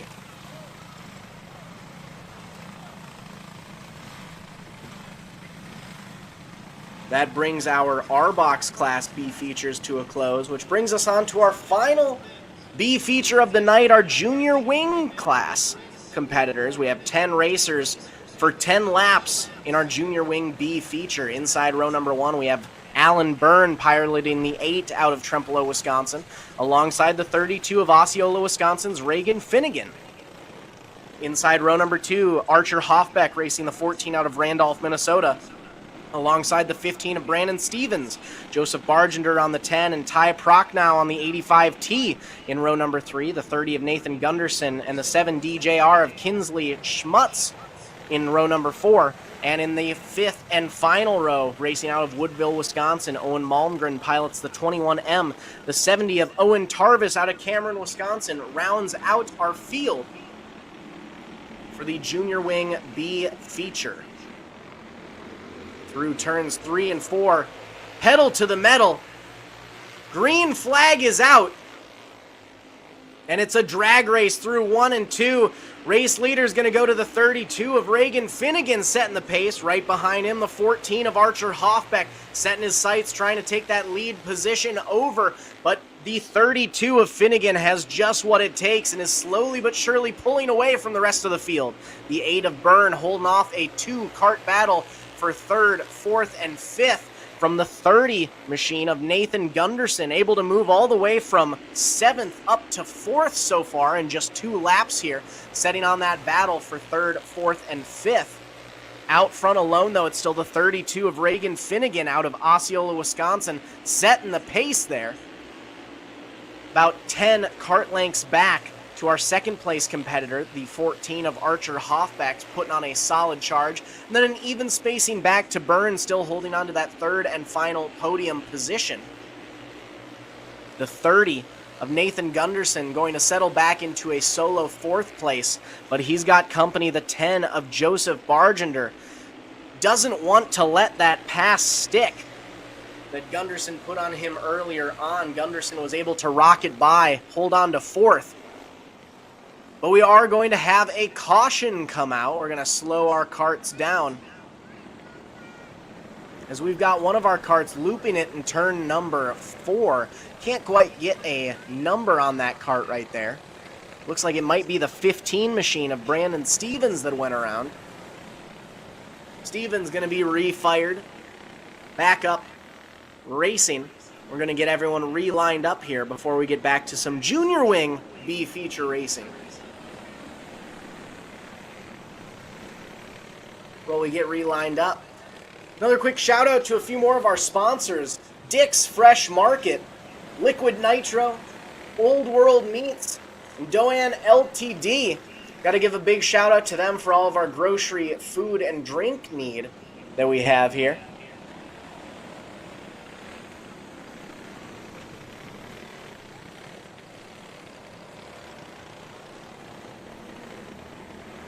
Making sure our karts are re-lined up in their correct starting order here before we get back to some green flag action. We'll be doing a single file restart for our B feature here. Out front alone, leading the pace. Leading the charge, it's going to be the 32 of Reagan Finnegan, 14 of Archer Hoffbeck in second, the 8 of Byrne sitting in 3rd. Then we have the 30 of Gunderson, the 10 of Bargender, the 85T of Prochnow. Rounding out your top 5. Green flag is back out on the track as Finnegan leads them through 1 and 2, pulling away from the rest of the field. We have a nice 2-racer battle for 3rd and 4th between Byrne and the 30 of Gunderson. Gunderson's been trying to take over that podium spot this entire race, hasn't been able to do it quite yet. Hoffbeck now making this a 3-racer battle for 2nd, 3rd, and 4th. We might be seeing some more battles going on here. Byrne able to get down to the inside. Archer Hoffbeck shuts the door, though. Hoffbeck's not going to let him take 2nd place away, but that might be just what the 30 of Gunderson needed to get up side by side with Byrne. Finnegan still out front alone. Hoffbeck holding on to 2nd. Byrne rounding out your top 3, as now all of our racers starting to become evenly spaced. The 32 of Finnegan about a full straightaway advantage over the second place racer, the 14 of Hoffbeck. Checkered flag is out though. Reagan Finnegan going to end up taking the win in the junior wing class. Hoffbeck going to settle for second. Byrne going to round out your top 3. And just like that, our B features have come to a close.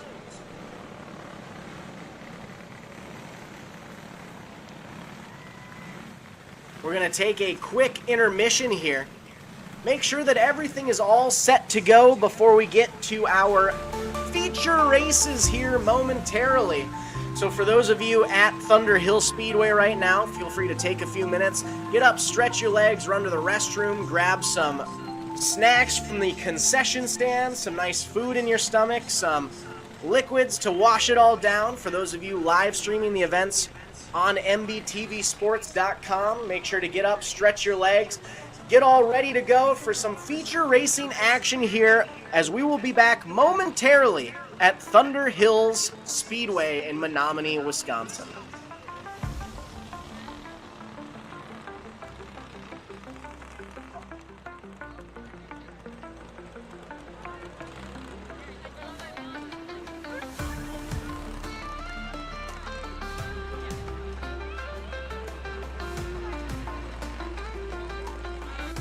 Every great journey begins with a trusted guide. And when it comes to finding your perfect home, there's no one better than Kathy Vetter. With over 10 years of experience and a passion for real estate, Kathy Vetter helps you find the perfect home, a peaceful country retreat, a cozy single-family house, or your very first step toward a lifetime home. She also specializes in commercial real estate, guiding you through every step of the way. From the heart of the metro to the scenic countryside, Kathy Vetter knows the Minnesota market inside and out, committed to finding the perfect fit for you, no matter where you are. Buying your first home can feel overwhelming, but with Vetter by your side, it's a smooth and exciting journey. She makes first-time buyers feel confident, supported, and understood, every single step of the way. From your first showing to handing over the keys, Kathy Vetter works tirelessly to ensure you get the home you've always wanted. Kathy Vetter, your trusted real estate expert across Minnesota. From vibrant metro living to serene countryside escapes to agricultural and commercial spaces. Let her help you unlock the door to your next chapter.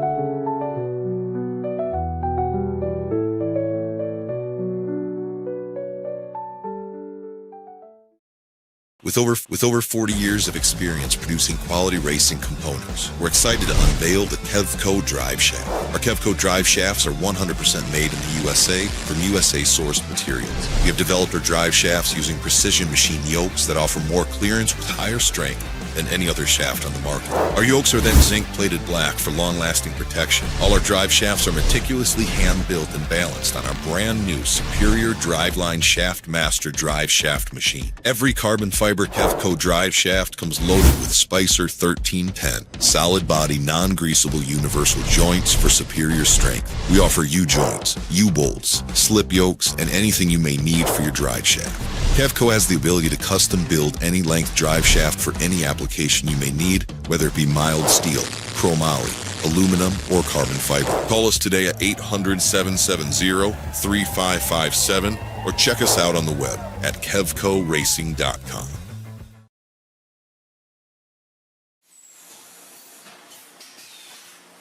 My two passions in life is racing and selling good high-end meat. So my grandfather came here from Germany back in the late 20s. He decided to open his own shop in 1951. He had all the recipes, he had all the talent. His father was a meat guy. His father's father was a butcher. They weren't football players, basketball players. They were in the meat business. And that's our family. That's what we're good at. Old World Meats was derived from Frank's Meats.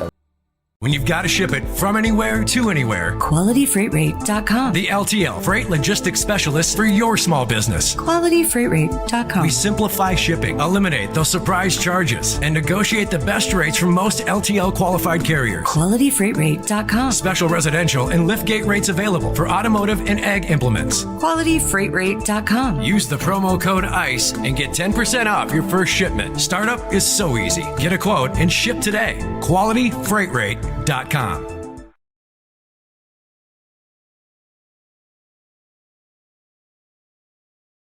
Welcome back, race fans. As you can see, I'm announcing from the comfort of my home today, not quite there with everyone else at Thunder Hill Speedway in Menominee, Wisconsin. We're trying something a little bit new with the integration of MBTV Sports going on this year. You had us last year at the races, doing quite a bit for the live streaming of the events themselves, but we're trying a new integration this year, doing some remote announcing. So, as you can see, I am not on the premises for Thunder Hill Speedway. So for those of you attending the races right now, thank you for being part of our guinea pig groups, for seeing how the remote announcing ends up working out. We're in the middle of our intermission right now, taking some time to do a little bit more track prep. With the weather we had today, didn't end up doing any watering early on. So we wanted to take some time now just to make sure the track is all set and ready to go for our main events that will be coming up here momentarily. Features should be starting within the next couple minutes. Just making sure that the feature lineups are all set and ready to go before we get back to some green flag action here momentarily. As another quick reminder, so this did end up being the first race of the year that we have here at Thunder Hill Speedway. This is going to be race number 1 for the QualityFreightRate.com Storm Series. What would have been the first race on Wednesday, May 28th, got canceled due to Mother Nature herself. However, we have been lucky enough to reschedule that first night of racing to next Wednesday. So instead of doing the every other week racing that you're used to here at Thunder Hill Speedway, we're throwing in that rain date next week. So for those of you at the track, make sure you stop on back next week as well, as we'll be running it all back again at 7 p.m. next Wednesday, just like we did tonight. And for those of you live streaming tonight's events online through MBTV Sports, make sure you stop back on out next Wednesday, whether it's in person at the track or whether you're able to make the call online and live stream yet again. We're happy to have you guys out here both in person and online, so we can give you another night of racing action. You can see from that right cam, for those of you live streaming online, or if you look over your shoulder at the track, we got a nice crowd out there tonight, even with the bad forecast that we had for weather. Want to give a huge thanks to everyone for coming out tonight. It's great to see all of those bright, shining faces there at the track. We're thankful for the nice crowd that we got, and we're excited for next week's action as well. Hopefully the weather will be a little bit nicer for us. We won't have to worry about any potentials of rain, so we'll be able to have an even bigger and better crowd next week. But thank you to all of those who were able to come out this week. Stick it out with us for race number 1 of the 2025 QualityFreightRate.com Storm Series. Still finishing up some quick track work. Had a nice set of heat races out there today, 15 separate heat races. Again, similar to like we had with the with those of you in the stands. We had a nice car count tonight as well, even with the potential for rain that we had. 15 separate heats across 9 different classes. So I want to give a huge shout out to our racers making the stop out here tonight on this nice Wednesday night to get things all ready for the first race of the year here at Thunder Hill Speedway. 15 heats started off our day earlier on. We had quite a few close battles going throughout all of our classes. And then we moved into our B features. We had 3 separate B features across 2 of our classes. And now we'll be able to move into our feature races for the night before we round off our first day of racing for the 2025 season. Still have a couple moments left before we get our cars back on the track. So for those of you in the grandstands enjoying tonight's races under this nice starry sky, still have time to get back to your seats if you haven't already. For those of you live streaming the events on MBTVsports.com, still have a couple moments to stretch your legs. And another quick reminder, whether you're in the grandstands or enjoying from the comfort of your own home, you do have the ability to send this MBTV Sports link over to anyone else who isn't watching the racing action right now. Send it to your friends. Let them know what you're up to. Send it to your family. Let them be proud of you. Heck, send it to your enemies. Show off. Hey, look how good I'm racing tonight at Thunder Speedway. Post it on your Facebook. We're live streaming on YouTube, MBTVsports.com. Retweet it on Twitter. Share it on Facebook. Make sure to send those links out so that all of those who aren't watching this racing action tonight are able to feel like they are a part of the action. And this is only the start. We will be out here for all of the races this year. We have a nice stacked schedule for you guys coming out. So like I said, tonight ended up being the first race of the season after our rainout 2 weeks ago. We will be back next week, June 18th on Wednesday night for our rain date race for the second race of the year. Race number 3 will end up being Wednesday, June 25th. Race 4 will come 2 weeks after that on July 9th.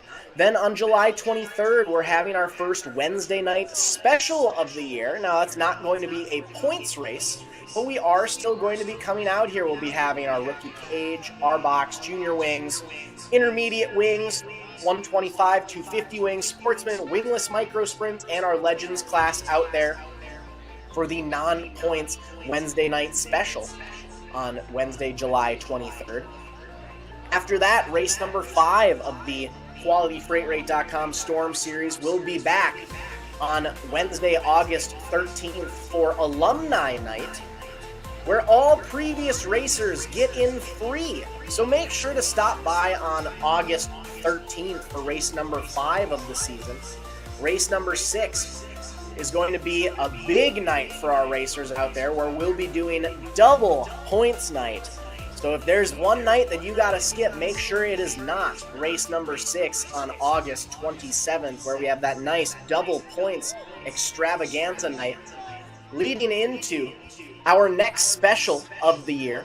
Friday and Saturday, September 5th and 6th, we'll be here for a weekend show for the Wisconsin Dirt Track State Championships. So make sure you guys stop on out for that night. It'll be a complete show each night. Saturday night we'll have dashes, qualifying, and then we'll have the Midgets racing out there on Saturday as well. Then we'll have our Harvest Hustle Friday and Saturday, September 26th and 27th. And we will round off our season on Saturday, October 11th for the Bone Shaker Showdown. So we've got a great 2025 season on track for you guys. Make sure you're stopping out. And tonight is just the beginning for you. Out on the track now, our first feature race of the night. We're bringing out our rookie cage class. Starting lineup is looking like this. Inside of row number 1, we have the 11 of Brooklyn Demmel, side by side with the 37 JR of Briar Whitaker. Inside row 2 was the 16 of Jack Smith and the 60 JR of Mila Baker. Then inside row number 3, we have the 22 of Theo LeBlanc and the 5S of Sam Pettit. Now, one thing to remember about this rookie cage class, these are going to be the youngest of youngsters out there, really just getting a feel for what kart racing is like. So it's definitely going to be different from the other classes that you see out there tonight. So these are going to be kids just ages 5 to 7, just feeling it out, seeing what racing a kart is like, seeing what being out on a track is like. Now this is the future of our sport, so we always like having this class out here. But, you know, we're not going to be running it in the traditional fashion. You know, you see we kind of brought them out on the track and just kind of let them run their laps, get a feel for it, let them know what it's like here to race at Thunder Hill Speedway. So we have some nice side-by-side action going on as well between a few of our racers. Looks like that was the 5S of Pettit, I want to say, racing side-by-side with another. All some solid spacing around the field here.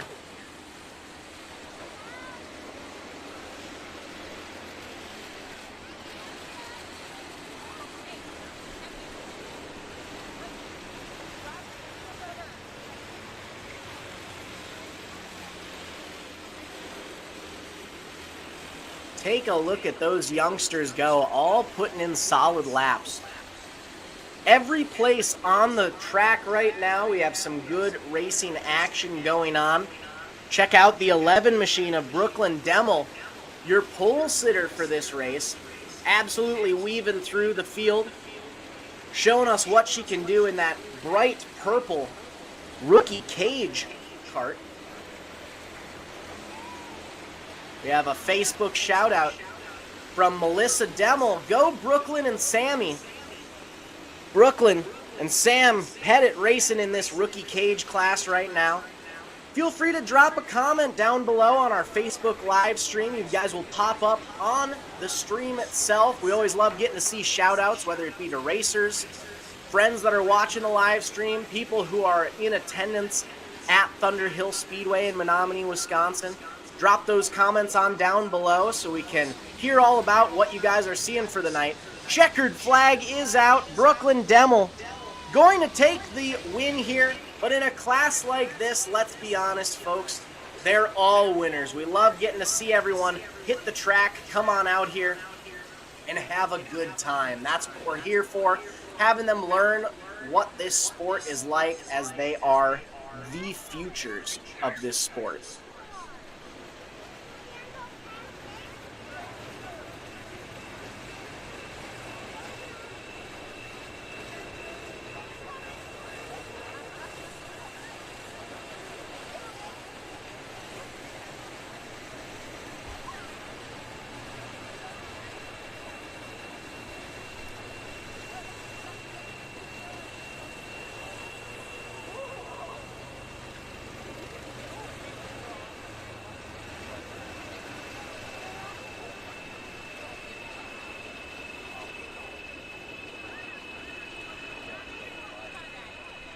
We're going to give our racers a chance to head on down to Victory Lane, get their pictures taken, so that they can get the full feel of what it's like to win a race and be in a race here at Thunder Hill Speedway.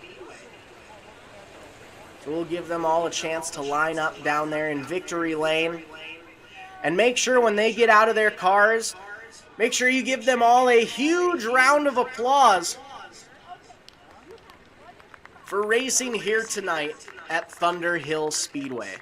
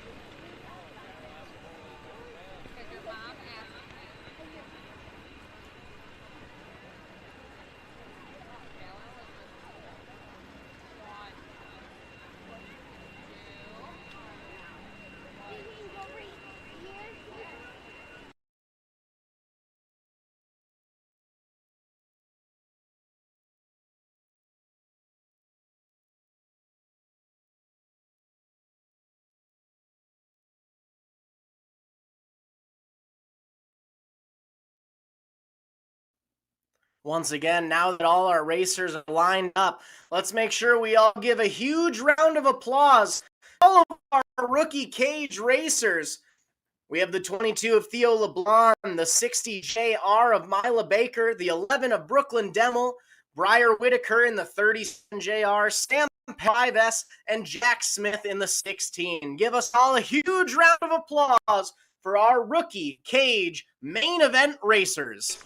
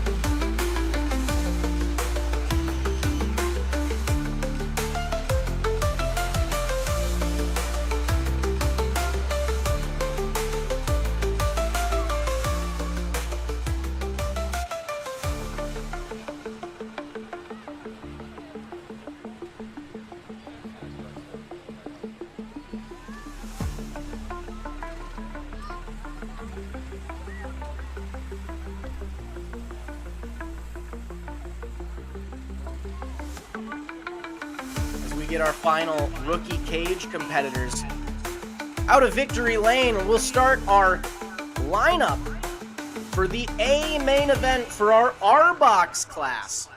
Starting off on the inside of row number 1, we have the 16 of Oakley Booth, side by side with the 4 of Luke Pettit, one of your heat race winners from earlier on tonight. Inside row number 2, it's the 36 machine of Henry Junker, last year's season champion and heat race winner from earlier on today, alongside the 1 of Bentley Larson. Inside row number 2, we have the 26 of Kimber Zimmer and the 28 machine of Broxton Henning. Inside row number 4, the 20X of Axel Fahrenholtz, and to his right, Kate Knops piloting the 93. Inside row number 5, the 88E of Barrett Evans alongside the 21 of Palmer Haas, two of our racers who moved their way up to the A main through the B main earlier on today, along with the 23 of Harper Halapka and the 60 of Lane Baker. 4 of our racers, 2 from each of our B mains, able to get the transfer up to the A main to finish off the night today. So we have 12 racers who are about to take 12 laps during our feature race for the Arbox class. We're going to make sure everyone is lined up in their correct starting order.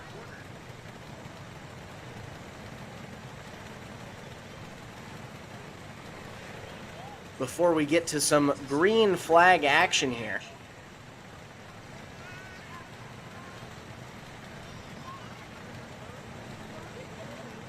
While we have a second, we'll take a quick moment to thank a few more of our sponsors. Our title sponsor for the night, Irvington Garage. Want to give them a huge shout out. Thank them for coming out here, providing a wide range of services including towing, welding, radiator work, large truck repairs, auto servicing, and transmission solutions.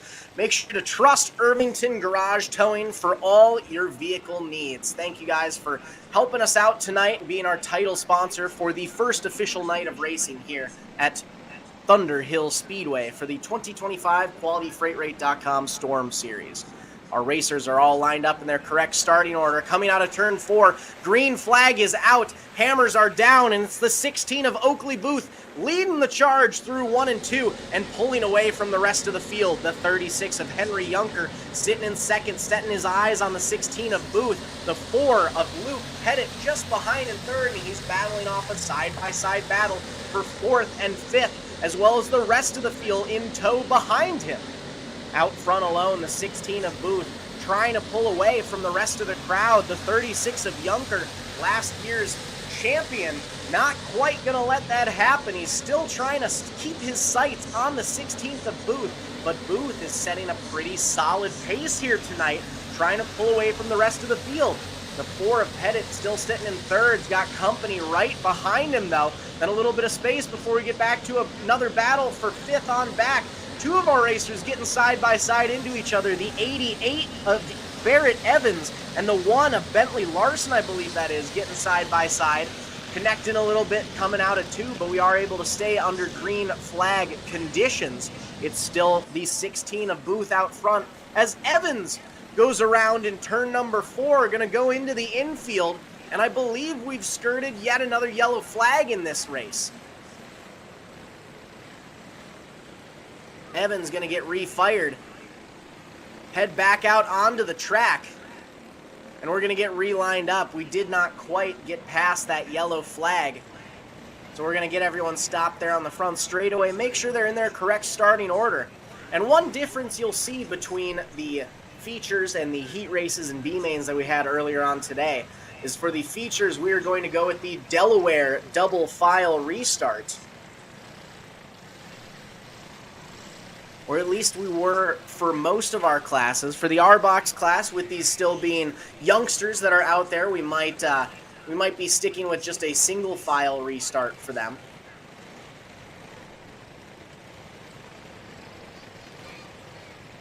So we're going to get everyone restarted in their correct starting lineup going off of the last completed lap before we get back to some green flag action. We have them all stopped in turn number 1. And it looks like we just got the good to go sign. So it's going to be Booth, Junker, and Pettit leading the charge onto the back straightaway.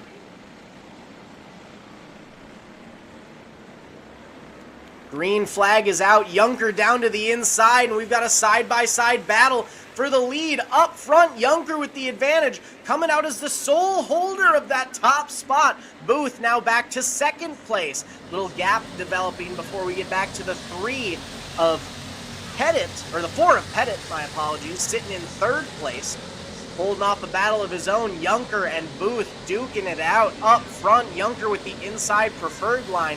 Booth gonna tuck down low as we have the 93 machine of Knops spinning coming out of turn 2. We're able to keep it green though. Pettit now back to 4th as we have our new competitor up on the podium. He's not gonna go without a battle though. Now we've got a full-on sandwich going on the front straightaway as we have a battle for 3rd, 4th, and 5th, all single file. A little bit of space before we get back to a side-by-side battle for 6th and 7th between the 60 machine of Lane Baker from the very back of the field, already up to 6th overall. Another race for Luke out of turn number 4. Looks like it's the 26 of Kimber Zimmer. Out front alone, though, it's still Booth and Junker get body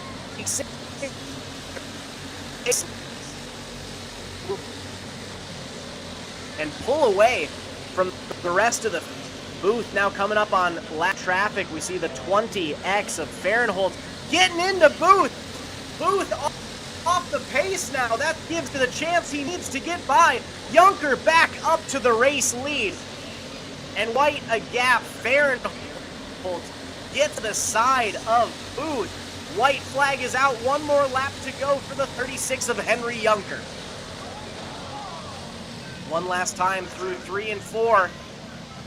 We have turn 2, but the checkered flag, I believe, is going to come out. Looks like it was Booth and Fahrenholtz getting into each other yet again, coming out of 2.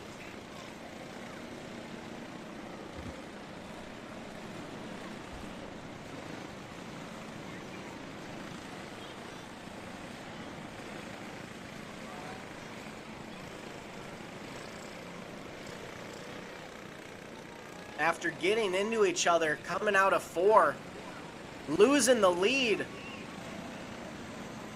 They get into each other yet again in turn 2, this time taking both in the process. Let's take a quick look at what happened here.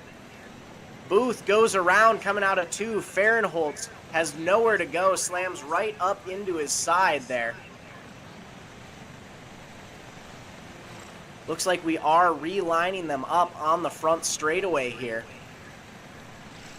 That's a tough bump there for Fahrenholtz and Booth.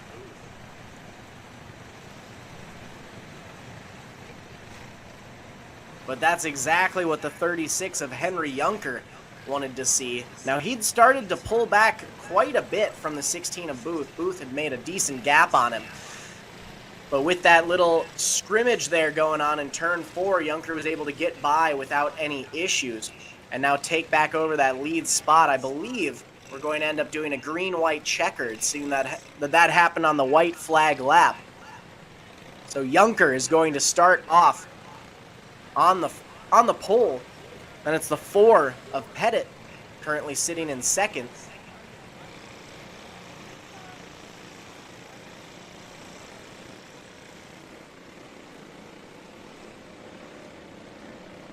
The 23 machine of Harper Halapka already up to 4th, transferring through one of the B mains. Green flag is out. Green, white, checkered. It's going to be 2 laps left to go. The 26, I believe that is, of Kimber Zimmer able to get by, move up to 2nd place overall. White flag is out. 1 more lap to go for the 36 of Junker, setting the pace and pulling away from that battle for 2nd, 3rd, and 4th. I believe it's Zimmer, Pettit, and the 23 of Halapka. Henry Junker going to take the checkered flag today. Zimmer going to end up finishing 2nd, if I'm seeing that number correctly. Then it'll end up being the 4 of Pettit rounding out your top 3. But give it up. Checkered flag is out. He's going to pull into victory lane. We'll give him a moment to get all situated, get his helmet off, and get out of his cart. He was last year's class champion in the Arbox class, and he's starting off this year exactly how he wants to. Once he climbs out of his cart, make sure you give a big round of applause for your Arbox feature race winner. Out of Stanley, Wisconsin, it's the number 36 of Henry Junker.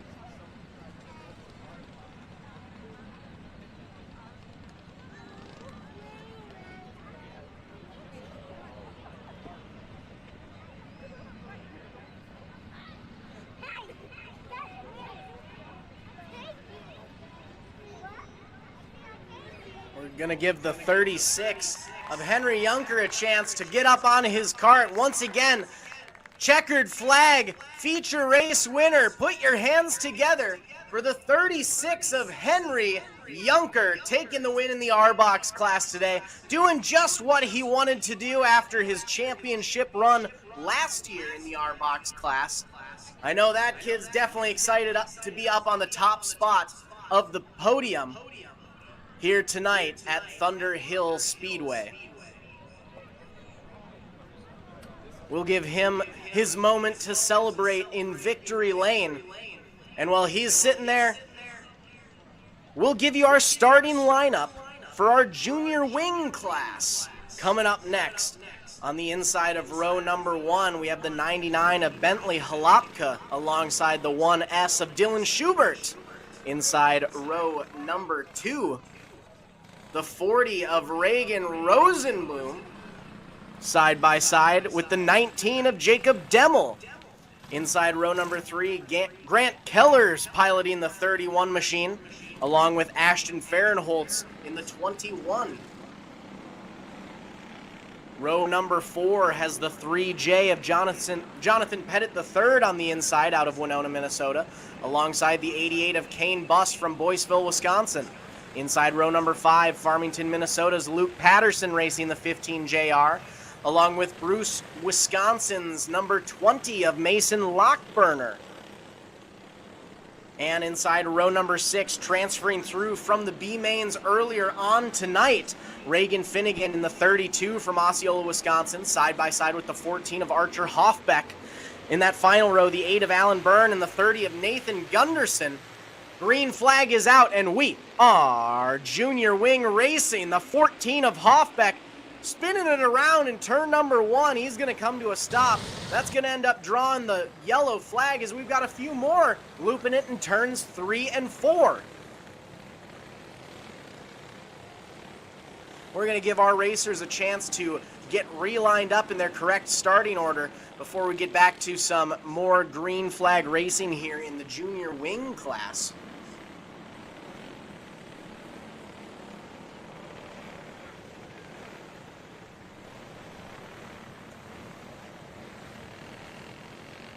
Lopka, Schubert starting off on the front row here. Rosenboom and Demmel in row number 2. Row number 3, we have Keller and Fahrenholtz.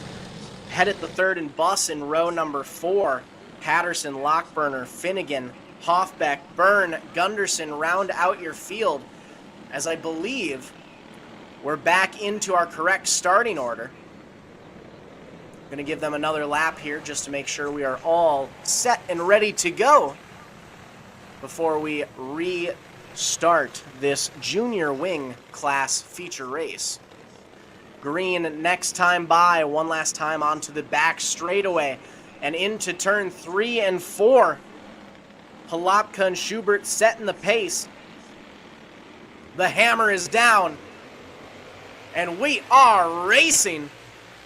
Halopka and Schubert both with even starts, but Halopka able to rock it out to the front. Schubert back to second as we have yet another racer going around in turn number 2. The 14 of Hoffbeck spinning around yet again. It is going to draw the yellow. I believe that was Byrne and Hoffbeck going around in turn number 2. So we're going to try this again. Third time's the charm. We'll get everyone restarted in their correct starting lineup orders. And we'll go once again for it. We're going to stop them on the front straightaway here, at least slow them down quite a bit, make sure that everyone is set and ready to go. And it looks like we are going to move things into a single file restart. We'll bring them up to turn 1 here. Just make sure everyone's set and ready to go. It's those early jumps there, spinning out. We want to make sure that we're able to actually get the first few laps into this race. So we're going to go single file here just to make sure there's less of a chance for our racers to bump and bang into each other. Get everyone re-lined up and ready to go. 14 of Hoffbeck and the 8 of Byrne making their way to the rear of the field. And as the lineup is good to go, I believe it'll be green this time by. Off the back stretch into turn 3 and 4. Pedal to the metal. And it's the 99 of Halopka leading them into turns 1 and 2. The 1 of Schubert hot on his tail, and don't count out the 40 machine of Rosenboom. Right behind them, our top 3 racers all decently close together. Little gap starting to develop between Halopka and Schubert in 1 and 2, but we've got a nice 4-cart battle for position just outside of the top 3 going on as well. Single file throughout the rest of the field as one racer, Hoffbeck, going around again in turn number 4.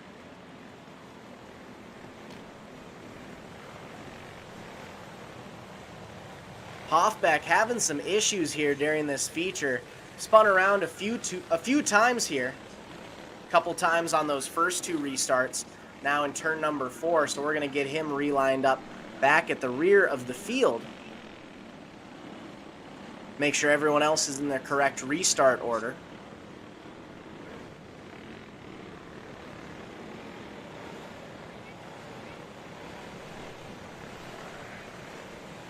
Now, one thing to keep in mind with this junior wing class, you know, similar to the other classes we've seen so far during the features today, these are younger competitors who are out there. You know, they're very hungry, want to make sure that they can have some fun racing out there. So this is just stuff we have to expect, just ages 8 to 12 years old. So these are still youngsters.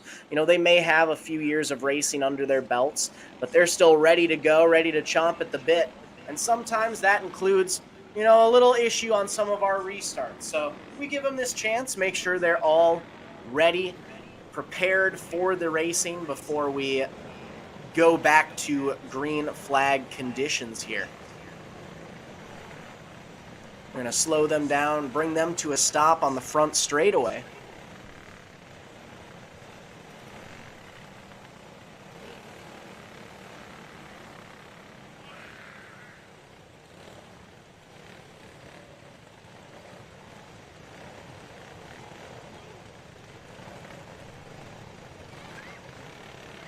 Looks like the 19 of Demel needed a quick pull start there. Demel's now back up and running, able to pull back into his correct restart spot.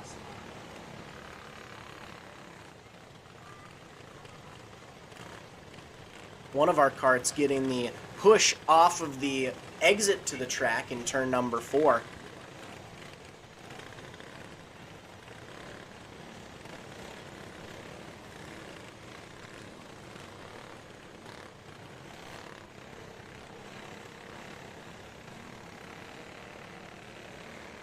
While we get everyone realigned up here, I want to send another quick shout out to a few more of our sponsors, GRP Motorsports and David Jorgensen State Farm. Thank you them for coming on for the 2025 season. But we're all lined up and back and ready to go.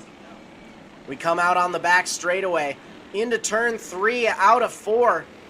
Green flag once again, as we're back and better than ever in our junior wing class. Top 5 competitors evenly spaced throughout. Nice 3-kart battle for second, third, and fourth. The 40 of Rosenboom able to muscle his way up to second. The 31 machine of Keller trying to get into the mix as well. Keller now back to third as we're 3 wide through 3 and 4 for third, fourth, and fifth. The 3J of Pettit the third trying to make his way up along with the 1S of Schubert. Schubert dropped back down to fifth, trying to battle his way back up to the front of the field where he started off earlier on today. The 99 of Halapka coming around some spun out karts. Looks like the 14 of Hoffbeck still struggling in the corners there. Gonna get him refired up.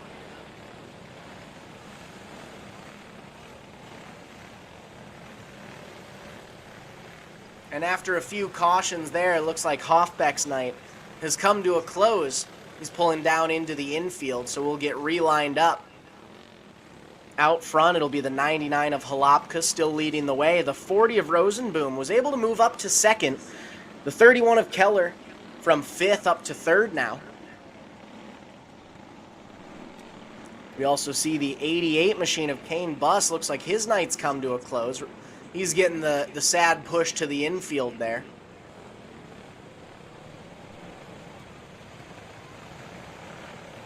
We started with 14. I believe we're down to 11 karts now. Halapka, Rosenboom, Keller, 1, 2, 3. Then it's going to be the 3J of Pettit the third sitting in fourth. The 1S of Schubert in fifth. Then it's the 19 of Demel, the 21 of Fahrenholtz, 15 JR of Patterson, the 32 of Finnegan coming up from the B feature, the 8 of Byrne. The rest of the field in tow. Green light is back on. And out front it's Halapka and Rosenboom 1, 2. Pettit making his way up, moving up to third place overall, able to scrape by the 31 of Keller side by side through 3 and 4.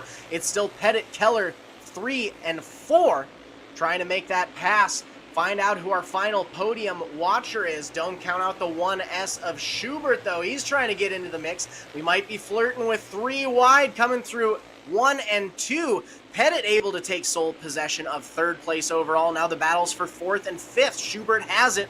Keller trying to fight back and take that spot once again. Keller ducks down to the inside. Keller up to 4th. Schubert ducks down to the inside. Schubert back up to 4th. We're side by side through 3 and 4.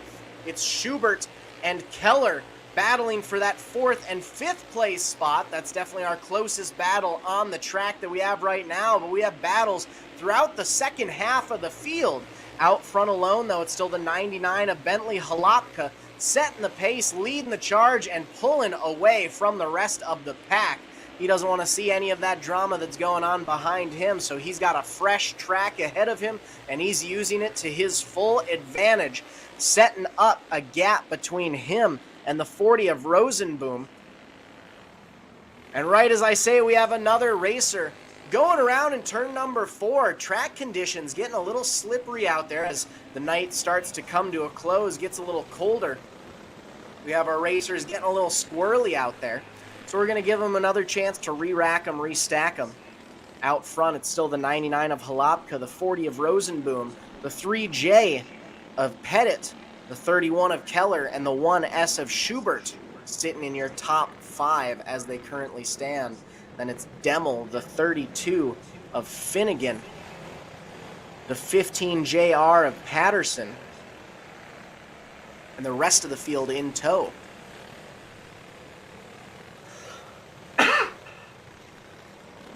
The lineup is good to go. We're sending them through 1 and 2 onto the back straightaway. Getting into turn 3 and ready to put the hammer down. Green light is out. Halapka and Rosenboom leading the charge. Just got an announcement from track officials. Next caution is going to call the end of this race. So we're racing through to what will be the final lap of this. And right as I say it, another kart going around in turn number 2. So I do believe that will bring our junior wing class to a close for the evening, if I'm hearing things correctly.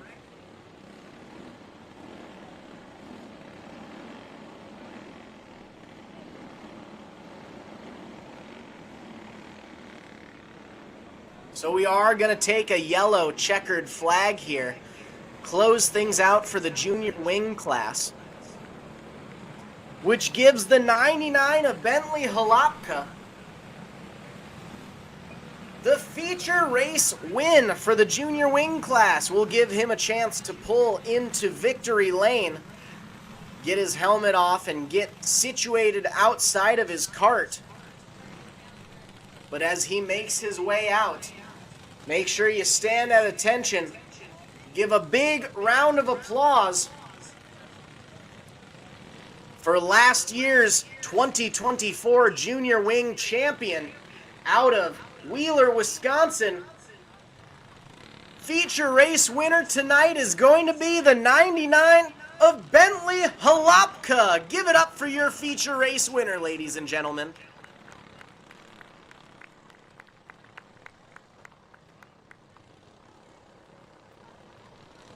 Starting off the season just how we ended it. And definitely in the right fashion here. Bentley Halapka standing there with his family, getting a few pictures in victory lane.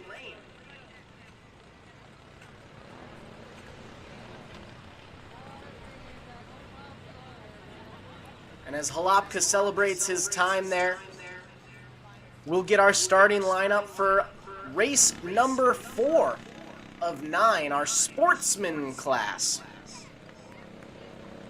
Heat race winner was the 555 of Matt Vlachek, pulling up from the very rear of the field, able to take over that top spot, sit and pull just outside. It's going to be the 25 of Ramon Perez, Sitting in second inside of row number 2 is going to be the 100 of Drew Alton from Menominee, Wisconsin, side by side with Steven Savals out of Rice Lake, Wisconsin, piloting the 191. Inside of row number 3, we have the 55 of Rockfall, Wisconsin's Trayton Vlachek, alongside Jake Johnson in the Eau Claire, Wisconsin. Racing the 88 on the inside of row number 4 is Ashton Henschen from Rock Falls, Wisconsin, and the 213 of Andrew Whitaker out of Weyerhaeuser, Wisconsin. And the lone racer in row number 5, racing out of Chippewa Falls, Wisconsin, it's going to be the 76 of Josh Fuster. 9 racers, 12 laps for our Sportsman feature race. Green light is out. Vlachek's leading them into 1 and 2. And it's Vlachek and Alton side by side setting the pace. Don't count out the 25 of Perez, though. Perez right behind, sitting in third, holding off a battle for third, fourth, fifth, and sixth.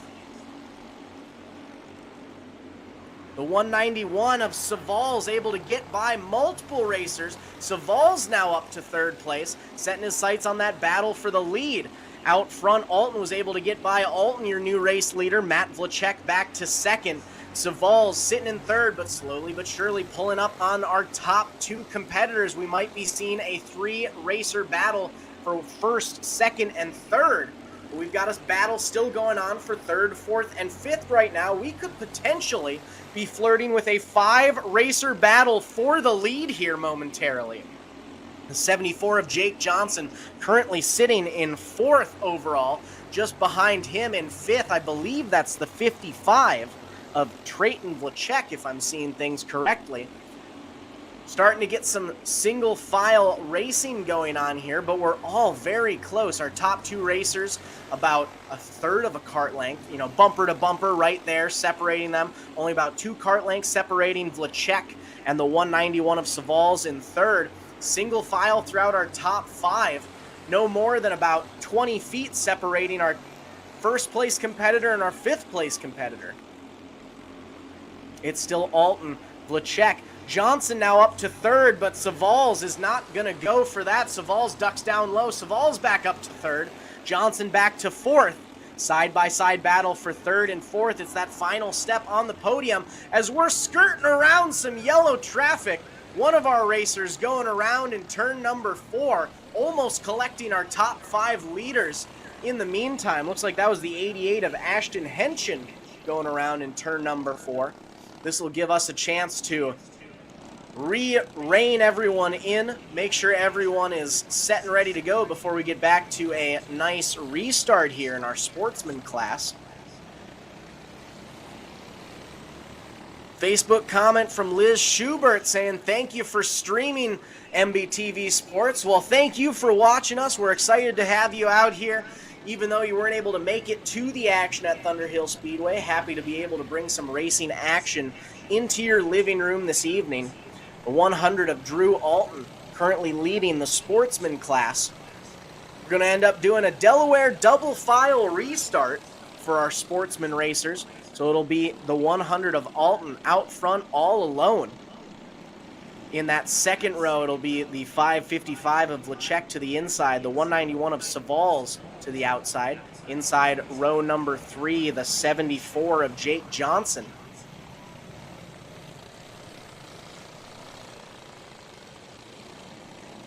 Side by side with, I believe, the 55 of Trayton Vlachek.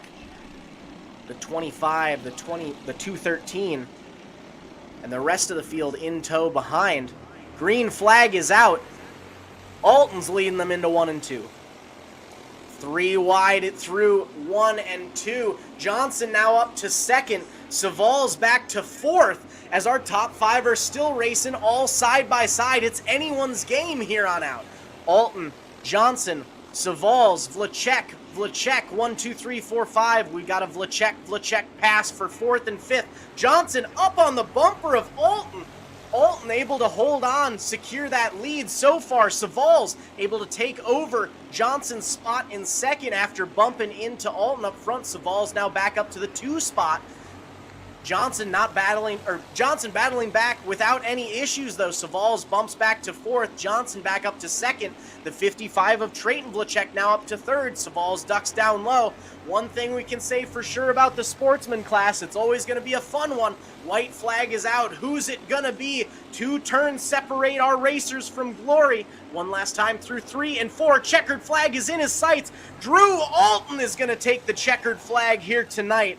We swapped back and forth just about a dozen times, but Alton's going to take the win. The 74 of Jake Johnson going to settle for second.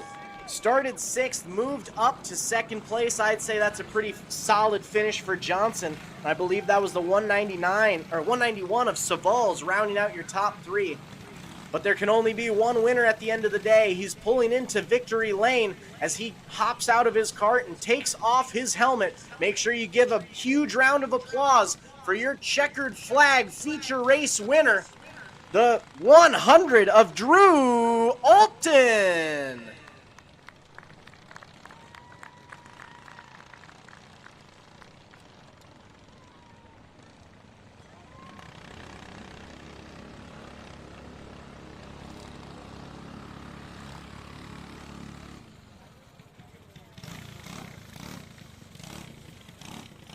As Alton takes his moment in victory lane, we'll give you your starting lineup for our 125 250 wing A feature.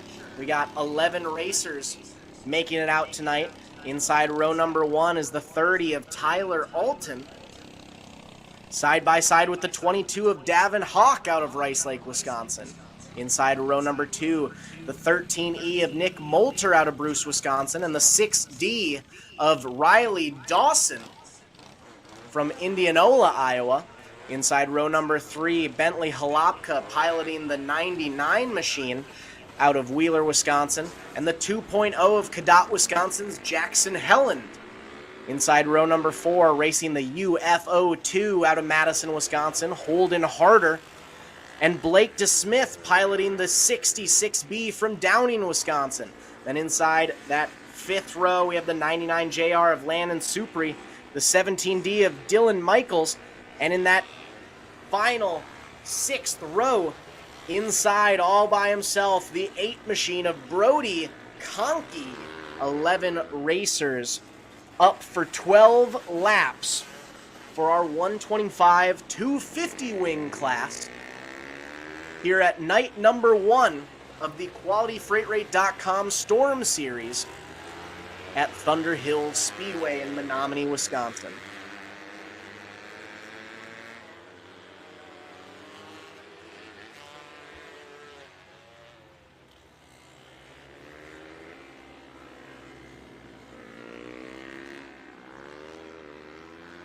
Just got word in from the pits for one of our Gopher Midget racers who were out here earlier, Ryan Bowers, one that had that wreck or that crash there earlier on in the heat, was able to get it all fixed up, so we'll be seeing him back out there during that Gopher Midget race later on tonight. Always great to see one of our racers able to fix up their kart after a little nasty collision.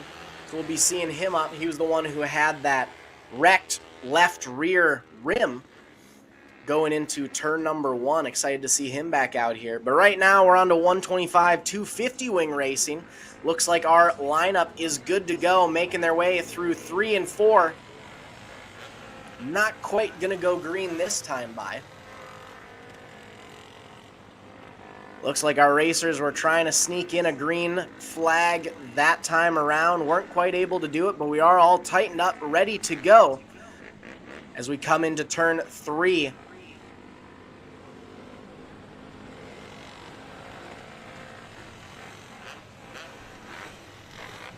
Not quite ready just yet.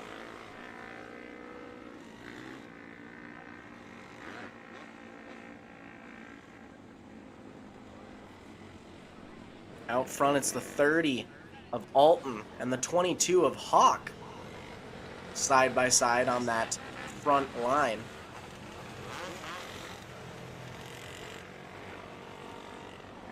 Moulter and Dawson in second.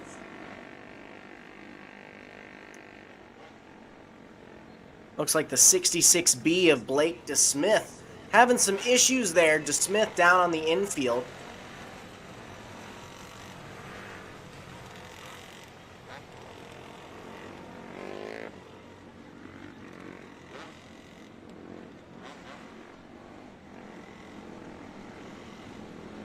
The rest of our karts lined up through turn 3 and 4. Chomping at the bit to get some green flag action on.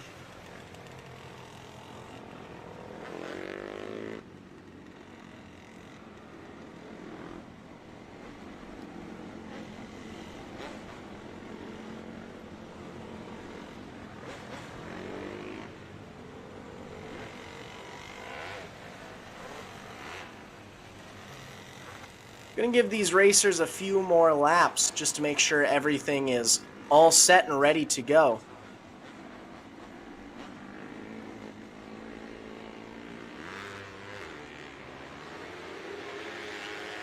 Green flag is out, and we are 250 Wing Racing, the 30 of Alton, holding on to the early race lead. We've got a nice rocket start there on the outside, the 22 of Hawk. Side by side, don't count out the 60 of Dawson. Dawson ducks down to the inside. Dawson's your new race leader. It's Dawson out front, side by side battle for second and third, right behind Hawk and Alton. 2 and 3, Hawk able to secure second place fully.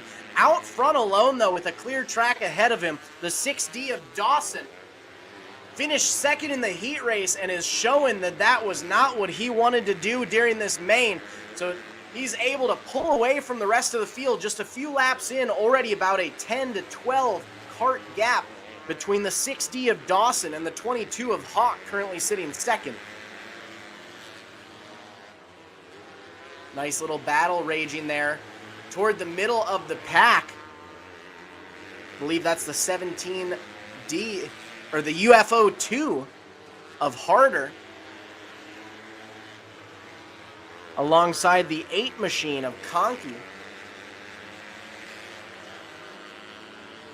A few of our racers getting some nice side-by-side action in there. Out front alone, though, it's still the 6D machine of Riley Dawson, trying to make up for what he had in the heat race. Says, I don't need a heat race, but I'll take that feature race. Another battle developing there between the 13E of Moulter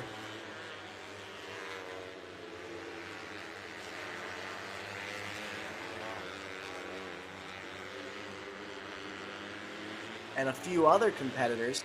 The 16D of Dawson still holding on strong, but he has the rest of the field in tow behind him, starting to get caught behind some lapped traffic. White flag is out, one more lap to go. Coming out of turn number 4, checkered flag is out, and it's the 6D of Riley Dawson taking the win tonight in the 250 wing class.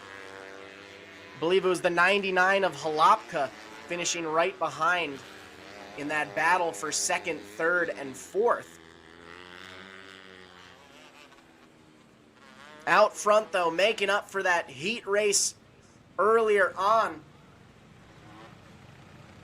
pulling into victory lane. Will give him a chance to get all situated, make his pull inside, let him pull off his helmet, and as he hops out of the car, make sure you give a huge round of applause for the 6D out of Indianola, Iowa, making the trek up to Wisconsin. Give it up for Riley Dawson.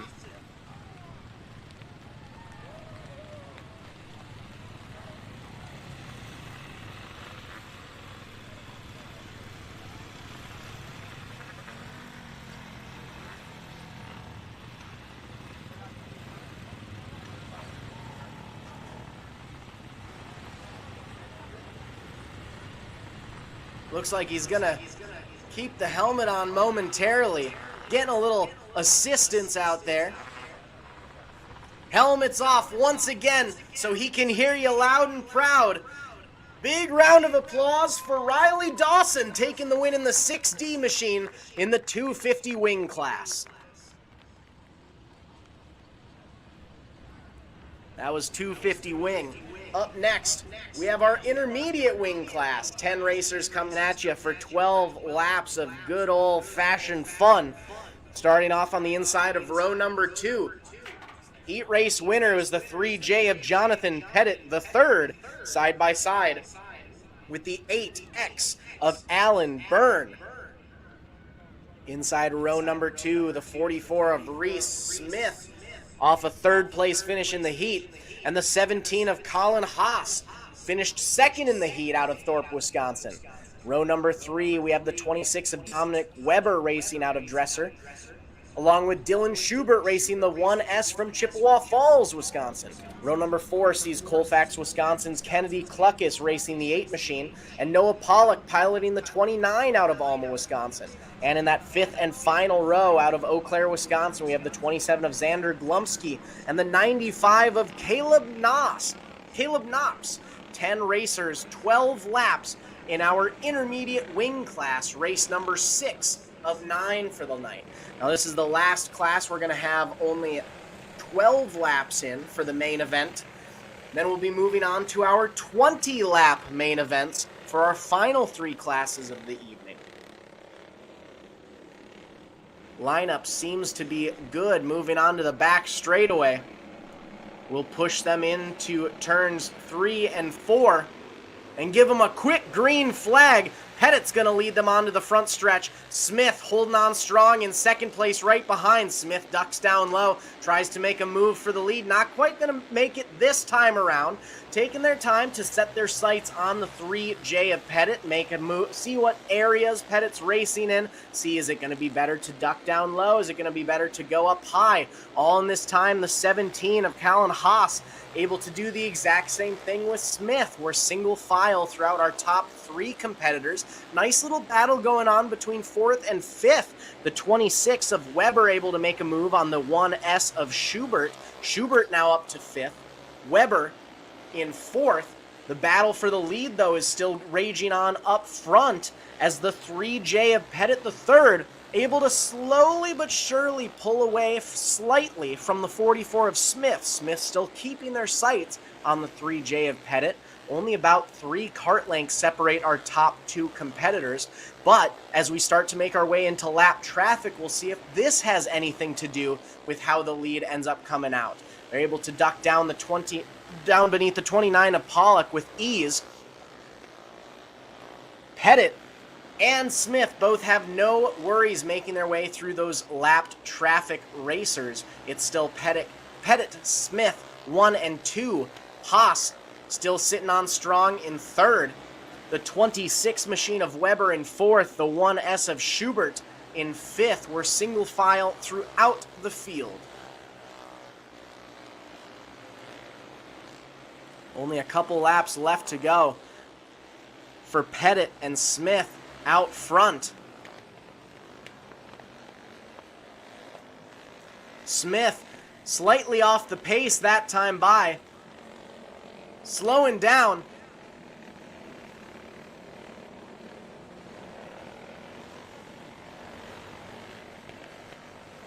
The 95 machine of Knops pulling off to the side on the front straightaway. Letting the other racers down by themselves. So we're going to reline up. Got that yellow flag there. Make sure everyone's back in their correct starting lineup. Melissa Demmel saying, "Go Johnny," giving a shout out to Jonathan Pettit. Leading the race so far. And saying thanks for live streaming this when us moms have to work and can't be there. Good view and clear picture. Always love hearing the feedback. For those of you live streaming the event online, make sure to let us know how we're doing. For those of you in the stands, again, give us your feedback as well. We're trying a new thing here with MBTV Sports and Thunder Hill Speedway, doing some remote announcing. So let us know how that audio quality is. We're kind of using you guys as our guinea pigs tonight. We're always happy to hear feedback, both from those at the track and those hearing from at home. So thank you guys for stopping on out and watching some racing anyways. Smith pulling down to the inside. for this Delaware double file restart. Out front alone, it'll be Pettit the third. The solo car out front, Smith, will be the inside racer in row number 2 alongside the 17 of Haas. Then we have the 26 machine of Weber coming in to the inside of row number 3 alongside the 1S of Schubert on the outside. Then it's the 8 of Kennedy Cluckus on the inside of row number 4.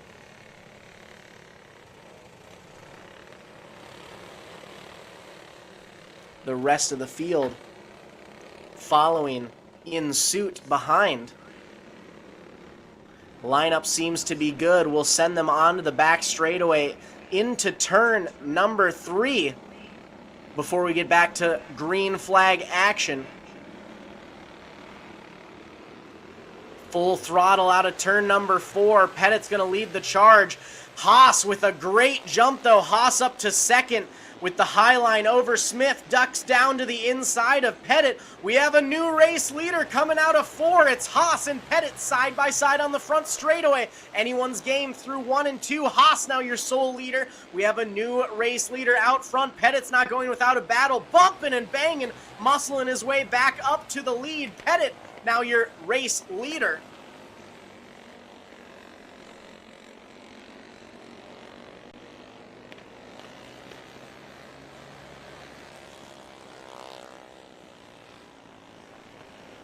And we're going to slow them back down and get a restart going here.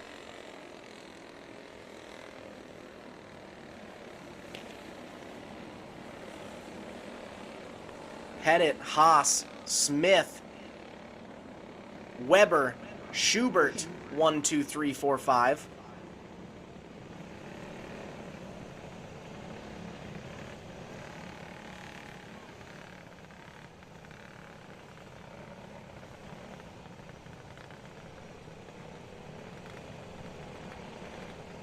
To make sure everyone is set and ready to go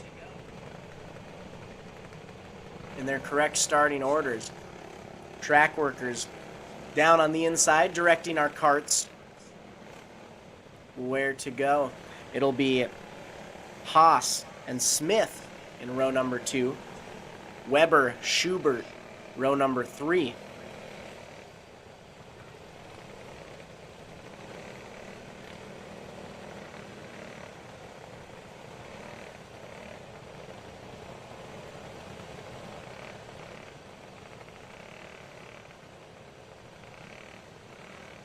Just getting our final 4 carts all lined up and ready to go. Well, we have a moment here. Want to send another quick shout out to a few more of our sponsors. Over on the lawn care and landscape side, Henderson's Excavating and Landscape Supply, Shackleton Tree Service, and Natural Touch Landscaping. Big shout out to the teams over there helping support us for the 2025 QualityFreightRate.com Storm Series here at Thunder Hill Speedway. As we've been saying all night, we couldn't be out here if it weren't for the help from all of our sponsors. They're out here supporting us week in and week out, so make sure you're all doing the same. Head out to their businesses, support them, give them a shout out, thank them for being along for the ride in 2025. As we get back to some intermediate wing racing here on the track, Pettit's going to lead them into turn number 3. Pedal to the metal. Haas looks down low. Smith looks high. But it's still Pettit out front alone. Schubert's now trying to get into the mix. Schubert up to 4th. Gets up side by side with 2nd and 3rd. Backs back to 4th now. And Pettit had just the jump he needed. He's been battling all night long in this race. And now he's got a decent gap behind him. Probably the biggest gap he's had all night. About 5 or 6 cart lengths separate Pettit from that battle for 2nd and 3rd. Smith has it. Haas wants it. Haas ducks down to the inside. Checkered flag is out. Pettit is going to be your race winner. 44 of Smith going to end up finishing 2nd, and I believe it was Haas in the 17 rounding out your top 3. So we'll give Pettit a chance to move down to victory lane and take his well-earned moment in victory lane. as he climbs out of his cart. Make sure you give a warm welcome to Winona, Minnesota's 3J of Jonathan Pettit III. Congratulations on your feature race win.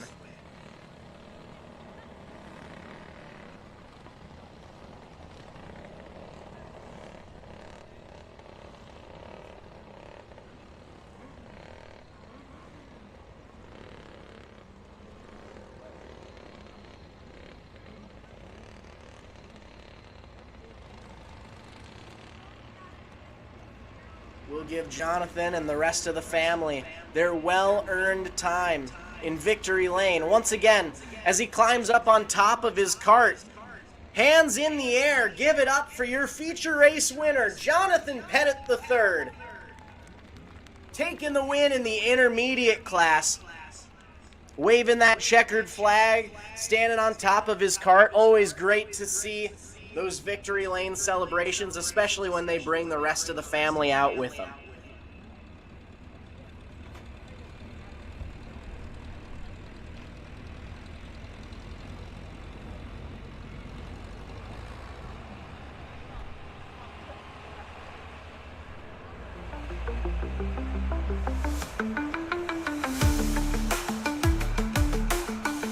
We'll take a moment to do some quick track prep here before we get our micro sprints out there. In the meantime, here's one last chance for you to run to the restroom, grab some food, something to drink before we get back to our final 3 races of the evening. And now for those of you streaming, we'll hear a quick word from our sponsors.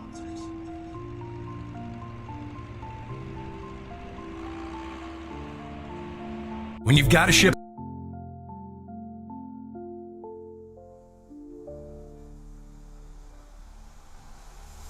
but from anywhere to anywhere, QualityFreightRate.com. the LTL Freight Logistics Specialist for your small business. QualityFreightRate.com. We simplify shipping, eliminate those surprise charges, and negotiate the best rates from most LTL qualified carriers. QualityFreightRate.com. Special residential and liftgate rates available for automotive and ag implements. QualityFreightRate.com. Use the promo code ICE and get 10% off your first shipment. Startup is so easy. Get a quote and ship today. QualityFreightRate.com.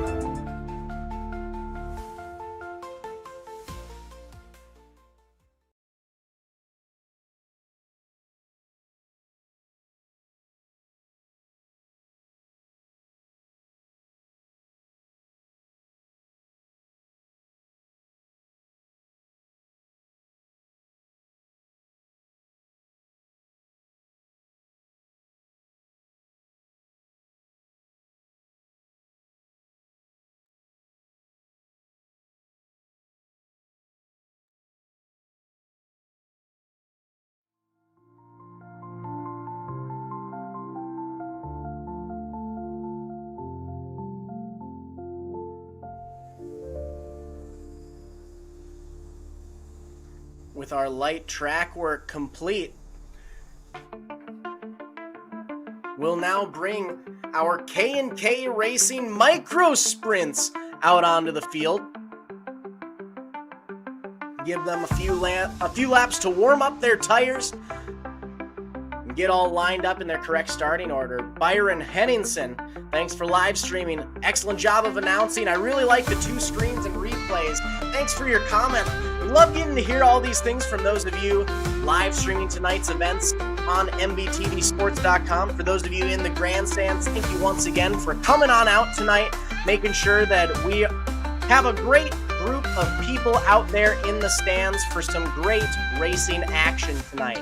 Jeremy Bloom, give me a shout out on live stream here. Always happy to see you guys joining our live streaming efforts here on MBTVsports.com. On to K&K Racing micro sprints.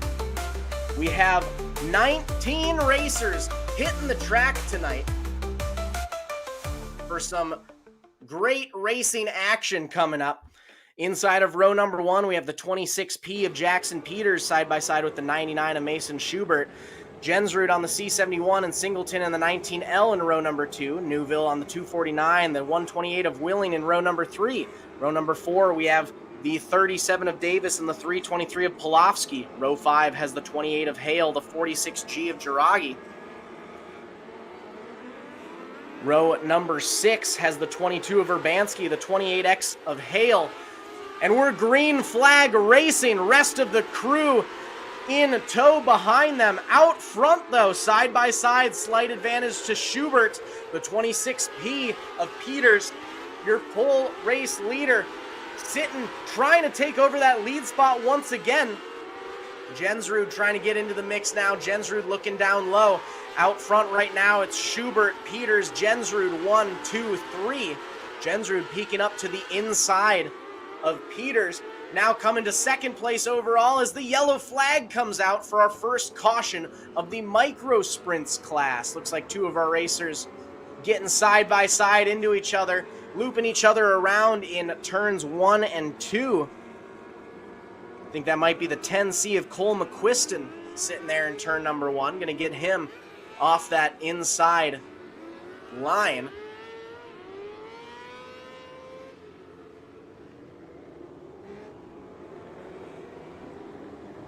Making sure he is all set and ready to go. There we go. McQuiston back on the track. Gonna pull his spot into the rear of the field.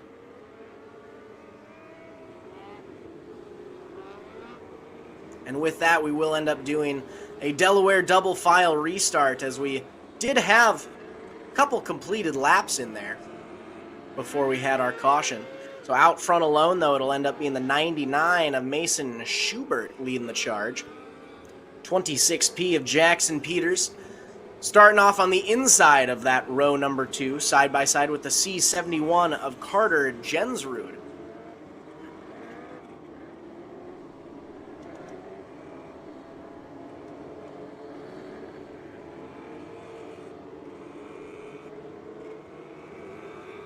(19L) of Singleton on the inside of row number 3.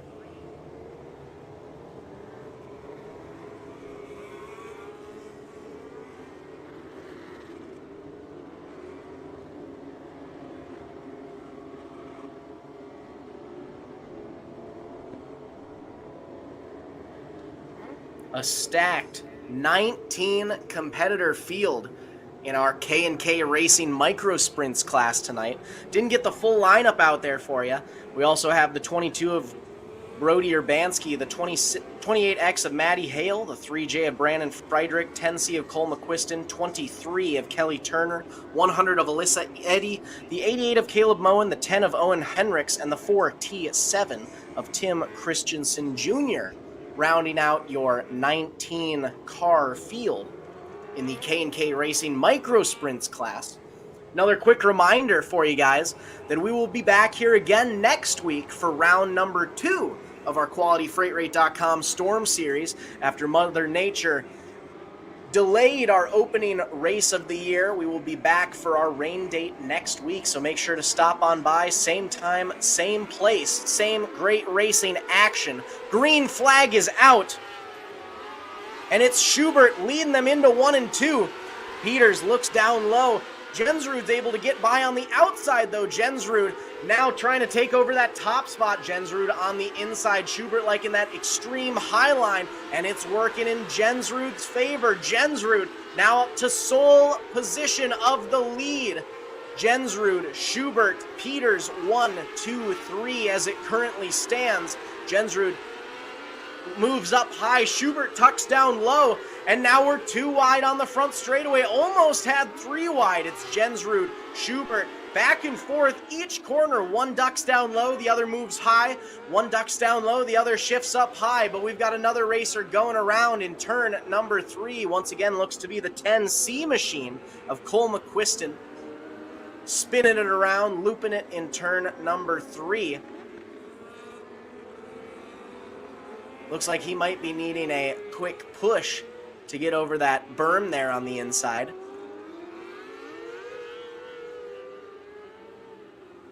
Gonna get a little helping hand from the four-wheeler there.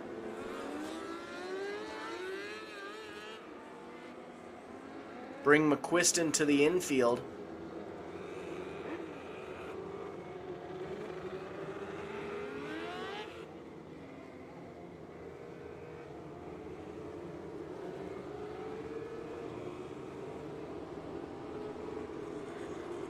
Out front, a change from what we had during the last restart. Now our lone leader is going to end up being the C71 of Carter Jensrud, starting out front. Or at least it seems to be. They were moving, swapping around just about every corner, but it looks like it might be Jensrud who's taken off that sole position up front. Schubert going to end up settling for the second row alongside the 26P of Jackson Peters.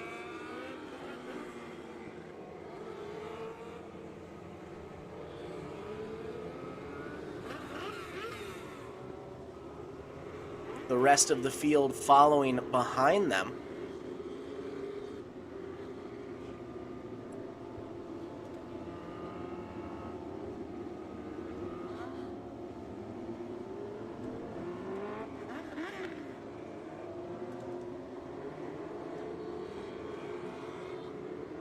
Jensrud, Schubert, Peters out at the front of the field.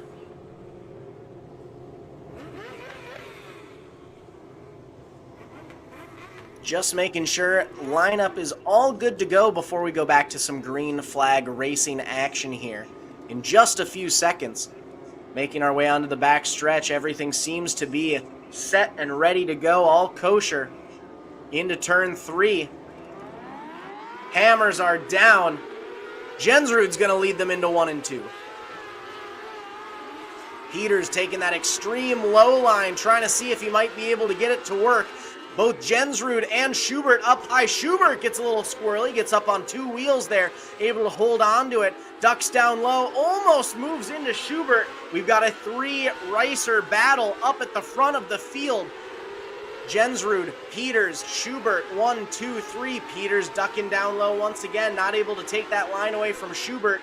Schubert still out front as sole possession of the lead goes to him. Peters trying just about every line to see if he can make it work. Tried the extreme low line, moved up to the middle, but we've got another racer going around in turn 1 and 2.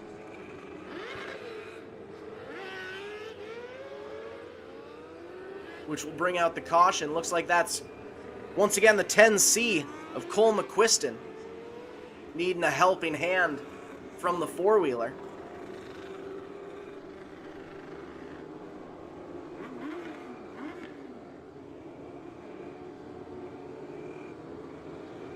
McQuiston's refired. But it looks like he's bringing his night to a close.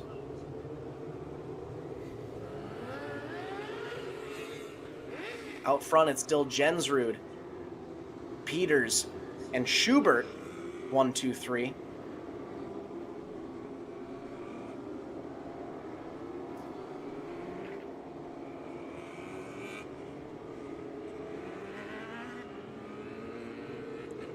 Making sure the rest of our field is all set and ready to go in their correct starting lineup.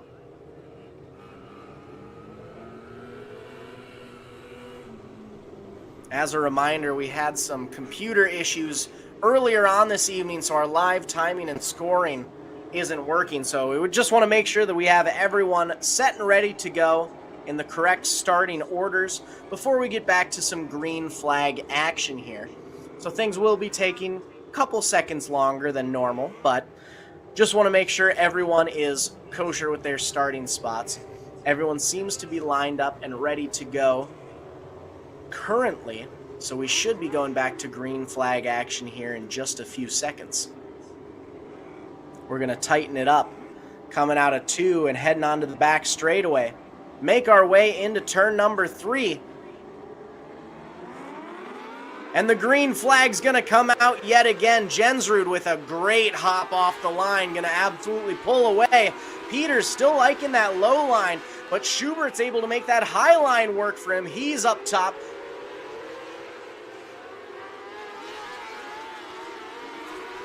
It's still Jensrud out front all alone.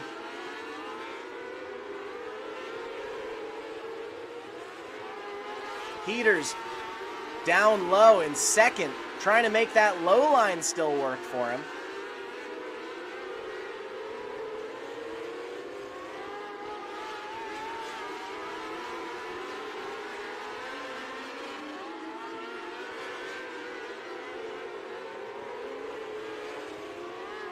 Jensrud pulling away from the rest of the field, putting about almost a half straightaway advantage over the 26P of Peters.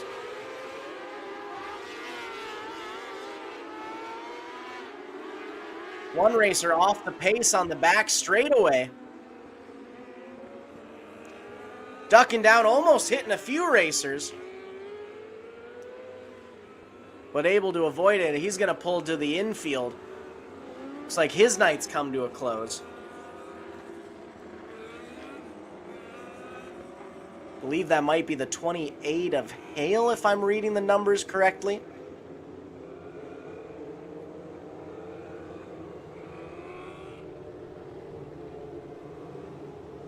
So we'll give our racers another chance to re-line up, re-rack them, re-stack them before we get back to more green flag action.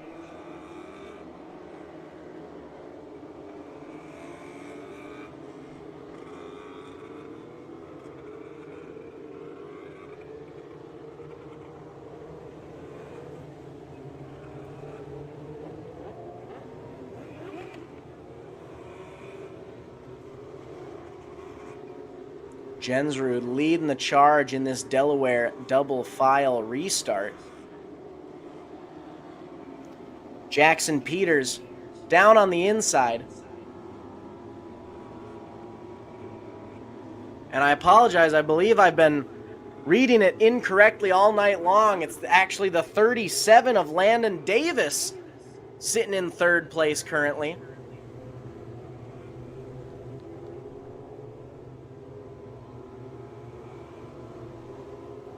So out front, it's Jensrud, Peters, Davis, 1, 2, 3. Getting a few racer shout-outs, the 323 of Tyler Polofsky, the 26P of Jackson Peters, both getting some shout-outs on the live stream here. Got some fans in the audience, watch them out there tonight. Davis with a nice hop off the line, holding on to second place. Peters moving back to third place overall. Out front, though, it's still the C71 of Carter Jensrud, one of your heat race winners, leading the charge out there tonight. And slowly but surely pulling away. Peters still trying to make that bottom line work. And it is helping him with that battle between the 37 of Davis for second place. Davis taking that extreme high line. Peters that way down low line. Jensrud also opting for the high line as well, getting some nice traction out there. Able to pull ahead of the rest of the field. Gets up into the rough stuff a little bit there. Almost gets a little sideways. Bumps and bangs in that turn 3 and 4 wall, but he's back at it and better than ever. Setting the pace, putting another lap in the books. It's still Jensrud, Peters, Davis, 1, 2, 3.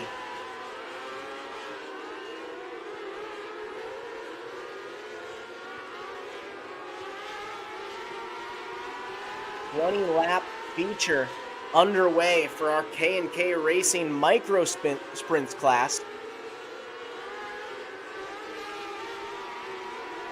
And it's been all Carter Jensrud out front. We're slowly but surely making our way up on the rear end of the field. White flag is out. We'll see if our lap traffic does anything for this last lap of the race.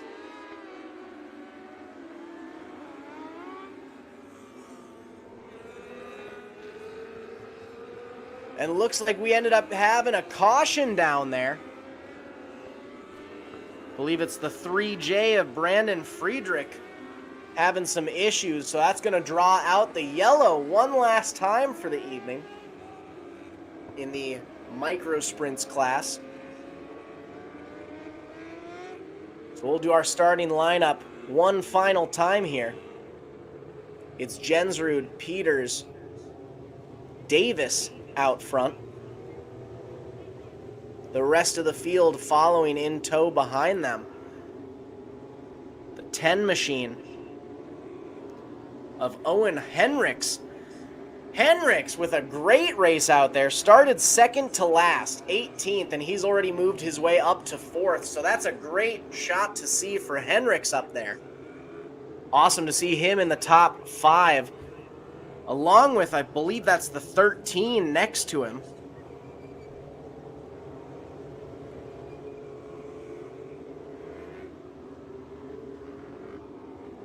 The 28 just beside them, the 249 of Newville, also up there in the running.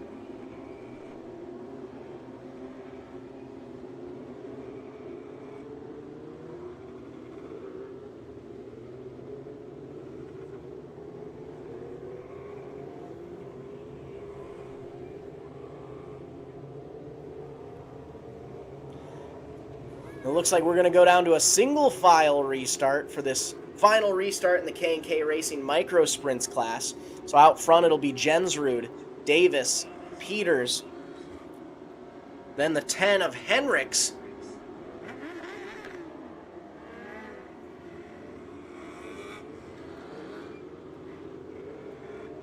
just making sure everyone has the correct starting order for this single file restart. I believe it might be the 28 machine pulling in behind them.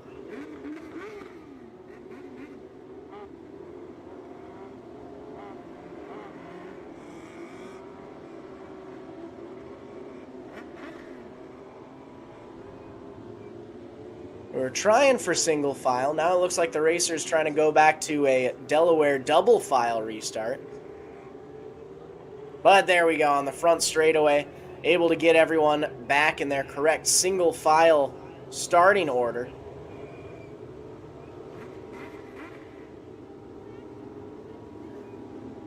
Well, we've got time. Another quick shout out to our main sponsor of the night, Irvington Garage Towing. Based in Menominee, Wisconsin, the premier towing service since 1947.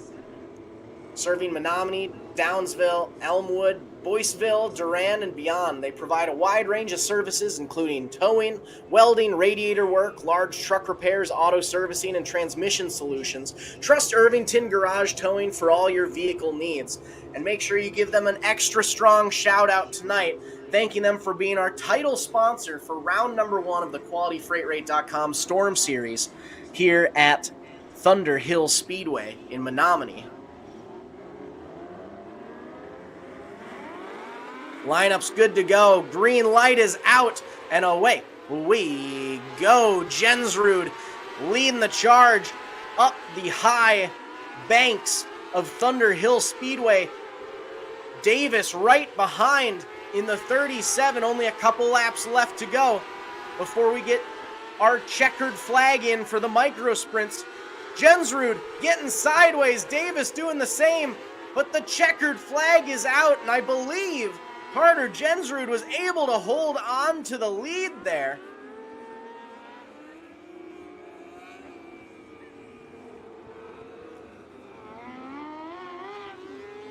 Does a quick victory lap around the 6th mile track of Thunder Hill Speedway.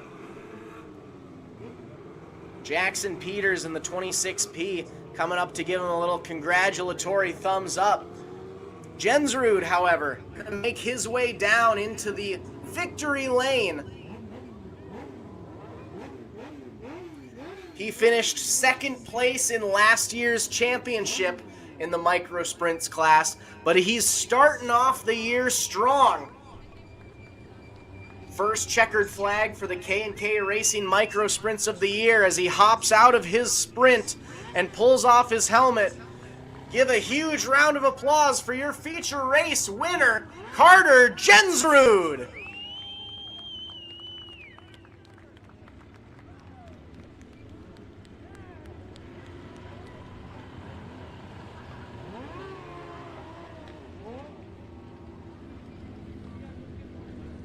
We'll give Carter a chance to celebrate with the team down in the Thunder Hill Speedway victory lane.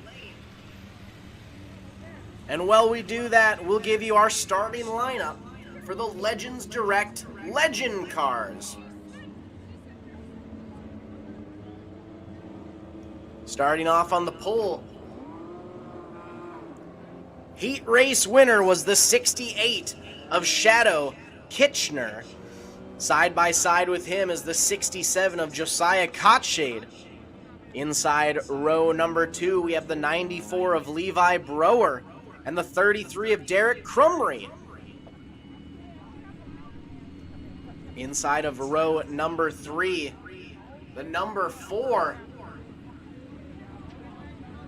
of Chris Sleep. Side by side with Baden Heskett, racing the 75 out of Hastings, Minnesota.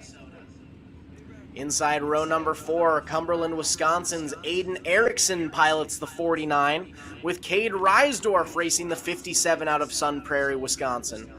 And inside that 5th and final row from Pierre, South Dakota, we have the 60 of Mark Brower and the 7K of Ramsey, Minnesota's Jackson Kotshade. 10 racers, 3 laps in our Legends.Direct Legends car class.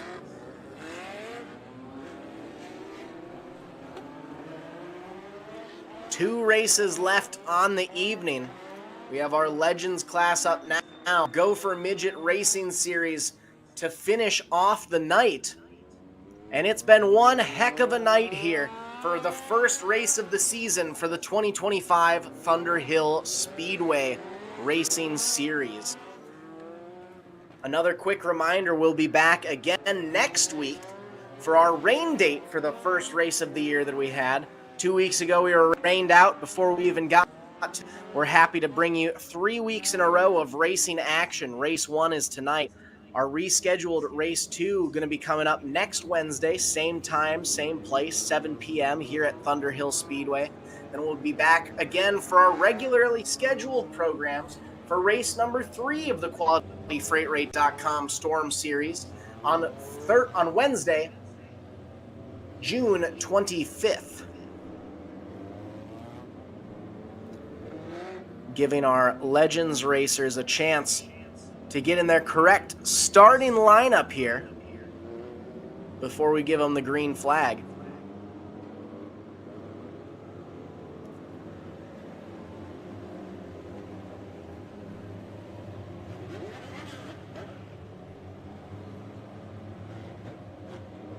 It's Kitchener and Kotshade out front. Brower and Crumry following behind. Sleep and Heskett, Erickson and Reisdorf, Brower and Kotshade follow. Green light is out. Kitchener's going to lead them into 1 and 2. We've got company down on the inside. Levi Brower, last year's champion, trying to make a move, take over that top spot. But Shadow Kitchener isn't going to go without it. Kitchener wants to stay up on that top step of the podium. It's the 67 of Josiah Kotshade, currently sitting in 3rd. But we've got a nice 3-car battle for 4th, 5th, and 6th raging right behind them. Looks like that is the 33 of Derek Crumry leading that 3-car battle for 4th, 5th, and 6th. The 4 of Chris Sleep able to sneak up to the inside. Sleep now up to 4th as he spins around. The 75 of Baden Heskett barely able to make a move to the outside and avoid that collision. Sleep gonna draw the caution there on the inside of 1 and 2.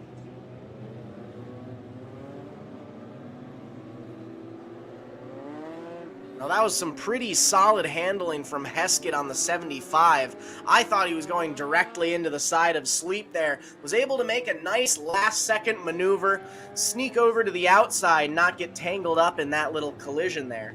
Sleep is going to take his move back to the rear end of the field from causing that caution, as we'll get everyone relined up here in a nice Delaware double file restart. With the 68 of Shadow Kitchener setting the pace out front. Green flag is out. It's Kitchener, Brower, and Kotshade leading the crew into 1 and 2. Brower looks down low. We're side by side through 3 and 4. Slight advantage still to Kitchener with the early race lead. Not going without a battle, though. Brower trying to move up to that top spot. We have company, though, coming up in third. The 75 of Heskett now making his way up onto the podium, trying to make that a 3-car battle for first, second, and third. Kitchener slides a little high. That gives Brower just the chance he needs to take sole possession of the lead. And right as I say it, he starts to go off the pace. Holds on, though. We're now 3 wide on the front straightaway for second, third, and fourth. It's Kitchener, Kotshade, Heskett 2, 3, and 4. Brower out front all alone. Kitchener able to hold on to sole possession of second now. Now the battle's for third and fourth. Heskett has it. The 67 of Kotshade wants to take it back as Brower loops it coming out of 4. Your feature race leader coming out of 4, just didn't have the traction he needs. Last year's season champion in the Legends.Direct Legend class. Gonna have a tough battle to come back from if he wants to be able to make his way up toward the front of the field once again. Let's take another quick look at that. Comes out of 4. Doesn't look like there was any touching there between him and Kitchener. Can't quite tell if they got into each other, but it looks like it may have just slightly been on his own. Hits a little slick patch there down on the inside of turn number 4, goes around. And that is not what Brower wanted to see leading into this first race of the year. Gonna have quite a pack to battle through. 10 racers if he wants to try to make it back up to the front of the field. But that's exactly what Kitchener wanted to see, as now Shadow Kitchener ends up being the lone racer out front in this Delaware double file restart. It's going to be the 75 of Heskett and the 67 of Kotshade starting off on row number 2. Then we have the 7K of Jackson Kotshade and the 33 of Derek Crumry following behind. Jackson Kotshade in the 7K, he's having a pretty solid night as well. Started dead last in the feature, already up to 4th. Might now even be able to battle for a top 3 position. Out front, it's still Shadow Kitchener leading the charge all by himself. The 75 of Heskett looking to mount a challenge. Heskett looks down low, tries to get side by side. Kitchener shuts the door, nothing going there. Heskett looks high, gets a little slideways, doesn't like how that feels. The 7K of Kotshade now up to a top 3 podium position right there. Gonna see if he might be able to hold on to it or even battle higher. 67 of Josiah Kotshade. We've got a little Kotshade on Kotshade action there for 3rd and 4th. Another lap in the books there for Shadow Kitchener and the 75 of Baden Heskett coming out of 3 and 4. It's the 68 of Kitchener, Heskett, and now the 67 of Josiah Kotshade rounding out your top 3. The 7K of Jackson Kotshade still right behind in 4th. And we've got a nice little gap before we get back to our 5th place racer. Out front all alone though, Shadow Kitchener putting on a solid race there. Nice little battle in the middle of the field between the 33 of Derek Crumry and the 49 of Aiden Erickson. Getting some fun laps in there. Another Kotshade side by side coming out of 3 and 4. Jackson and Josiah trying to prove who the top Kotshade is at Thunder Hill Speedway. Single file for our top two racers, side by side for third and fourth. Then it's single file again throughout the rest of the field.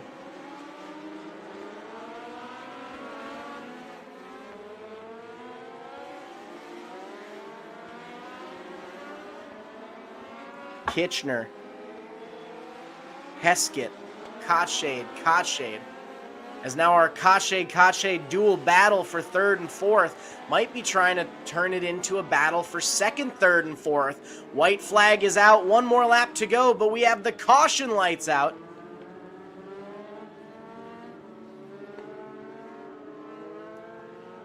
So we're gonna go to a green, yellow, checkered situation here.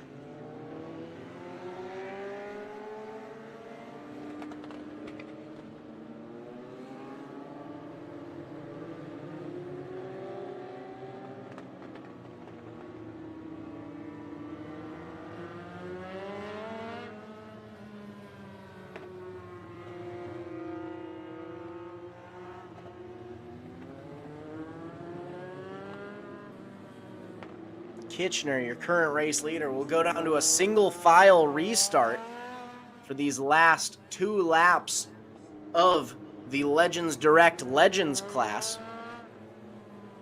It's Kitchener, Heskett, Kotshade, and I believe the 49 of Erickson, the 33 of Crumry. The rest of the field in tow behind. One last time out of 4. Pedal to the metal. It's a 2-lap shootout. The 67 of Josiah Kotshade making it up side by side with the 75 of Heskett, trying to take over that second place spot. White flag is out. One more lap to go for the 68 of Shadow Kitchener. Onto the back straightaway, pulling away from the rest of the field. Checkered flag is out. Shadow Kitchener is going to take the win tonight, but who's got second? Side by side, unofficial. It looked like it may have slightly gone to the 67 of Josiah Kotshade. The 75 of Baden Heskett was right there as well, though.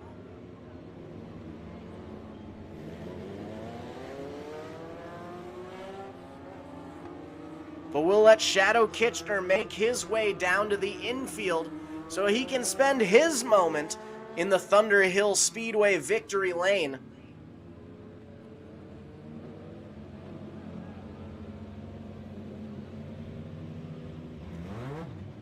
As he takes a moment to climb out of his car and take his helmet off, your first Legends.Direct Legend feature race winner of the 2025 season. Make sure to give a huge round of applause for the Arkansas, Wisconsin native, the 68 of Shadow Kitchener.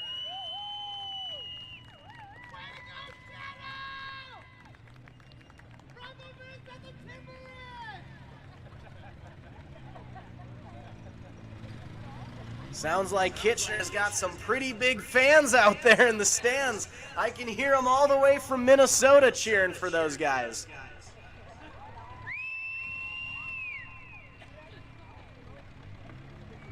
As Shadow takes his moment to enjoy his victory lane time, we'll get you our starting lineup for our final feature race of round number 1 of the 2025 QualityFreightRate.com Storm Series. Our Gopher Midget Racing Series. 7 racers hitting the track for 20 laps of side-by-side action. On the inside of row number 1, we have the 72W out of Detroit Lakes, Minnesota. It's Ty Wilkie. Outside of row number 2 from River Falls, Wisconsin, give it up for the C71 of Carter Jensrud, looking to make it 2 for 2 on the night. Inside row number 1, Johnny Parsons III, racing the 85 out of Owatonna, Minnesota. And beside him, the 57 out of Beaver Dam, Wisconsin, Matt Rashek. Inside row number 3, Nathan Kilwines racing the 15K from Glenville, Minnesota. And on the outside of row number 3, out of Osceola, Wisconsin, give it up for Edison Aldrich in the 76. And your final row, row number 4, alone on the inside, it's the 55 of Northern Minnesota's Ryan Bowers. Ryan Bowers, after that tough wreck in turn number 1 in the heat race, able to bring his way back out to the feature. Excited to see him back out there. And even with the weather, we still had a solid showing here for the Gopher Midget class, but we were one racer away from $1,000 to win tonight. Whoever takes the final checkered flag tonight still going to get $500 to win. But if we had one more car out there, it'd be a crisp grand for our winner tonight.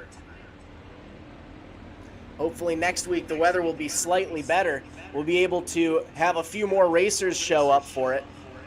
But we're excited for our first checkered flag of the Gopher Midget Racing Series season here at Thunder Hill Speedway. Also, before we start off our final race of the night, just want to give a huge shout out to all of our fans in the stands. You know, we've said it all night. The weather was looking like it could have been a little rough. Wasn't quite sure what route things were going to take, but we wanted to give a huge thanks to everyone who showed up, both attendees and racers alike. Thank you all for stopping out here tonight, showing your support at Thunder Hill Speedway in Menominee, Wisconsin. And at the same time, a big thank you to all of those tuning in live to tonight's activities on MBTVsports.com. We're happy to have you. We are going to be here for the rest of the season, calling the races, live streaming for free every race of the year. So make sure you stop on back, whether you come back in person to some of our shows here at Thunder Hill Speedway, or if you're not able to make it, make sure you're logging online to MBTVsports.com, the MBTV Sports YouTube page, Facebook, or Twitter. We're always happy to have you guys. Always happy to give shout outs as well, so feel free to comment on those live streams. We'll bring you up here on the screen. Shout out any racers that are out on the track, friends or family in the stands. We're always happy to give a quick shout out where can be. But back to our main events for the night. I believe we're giving the C71 of Carter Jensrud a few extra laps to make his way out after his victory lane celebration from the micro sprints class, the K&K Racing micro sprints. He's looking to go 2 for 2. Needed a couple extra seconds to make his way out onto the track, but I believe I do see him now. So we'll just give our racers in the Gopher Midget Racing Series a chance to get lined up in their correct starting order. 7 racers, 20 laps for our final race of the first race of our 2025 QualityFreightRate.com Storm Series events.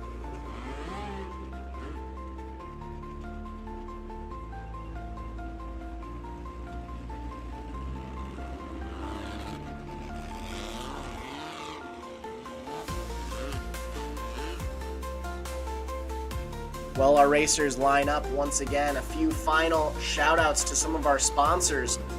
Rowan Enterprises and Polish Enterprise LLC, Cody Plumbing Inc., TL Sins Plumbing Inc., and Lewis Bjork and Family Septic Service, along with Olson Funeral Home and Cremation Service, Hollywood Tan, and Fleet Farm.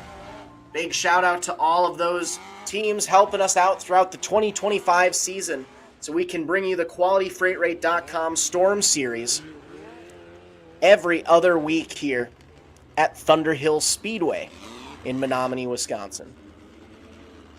Lineup seems to be good. We are tightening it up on the back straightaway.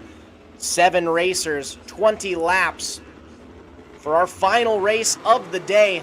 Green light is out. The 72W of Ty Wilkie putting the pedal to the metal, but it's Jensrud on the outside trying to show that he can go 2 for 2.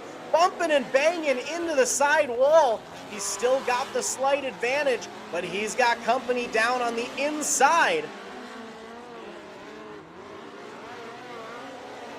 It's Jensrud out front. Then we've got a side-by-side battle just behind in second and third. The 72W still trying to hold on strong for that second place spot.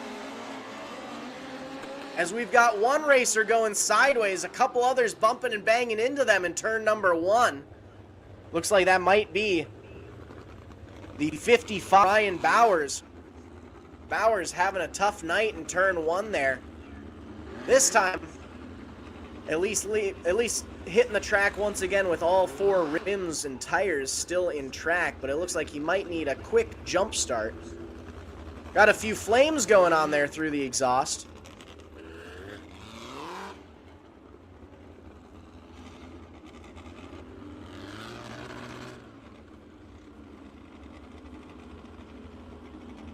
We'll give him a chance to get resituated before we get back to green flag action.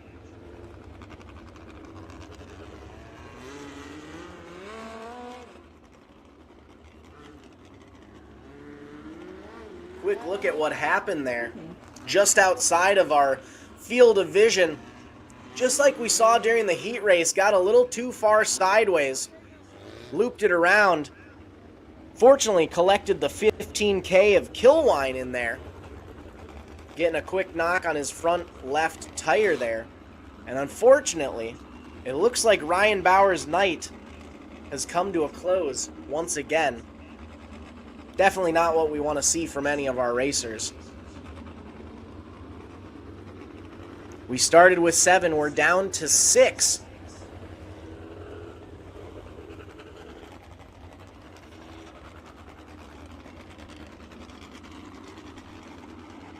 Jensrud, Wilkie, Parsons, Rishek, Aldrich, Killwine, 1, 2, 3, 4, 5, 6 at the green light.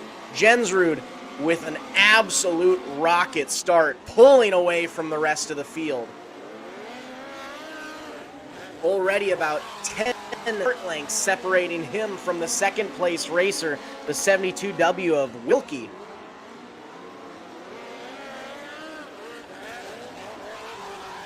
Down to the inside, though, taking that low line. It's the 57 of Rishek. Rishek now moving up to third, able to get by the 85 of Parsons. Setting his sights now on second place. Gets a little wobbly coming out of 4 there.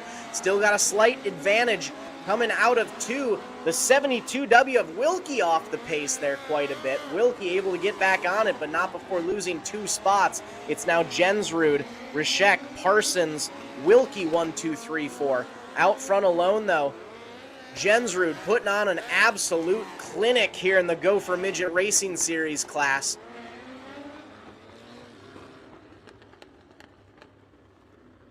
The 72W Wilkie coming to a full stop. He was off the pace through 3 and 4 a couple laps ago. Got back on it, but now it looks like he might be having some issues once again. Track worker's going to come up, double check to see what's all going on. See if he might need a bump start or if he needs the unfortunate push to the infield.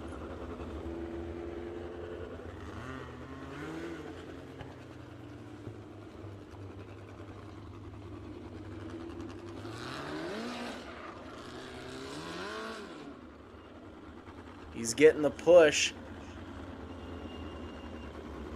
And unfortunately, it looks like Wilkie's night has come to a close. From 7 to 6 to 5.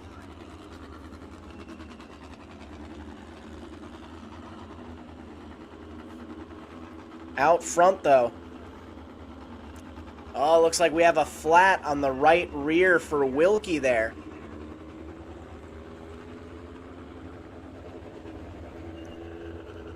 Wilkie having to go into the inside, or into the infield from that flat right rear.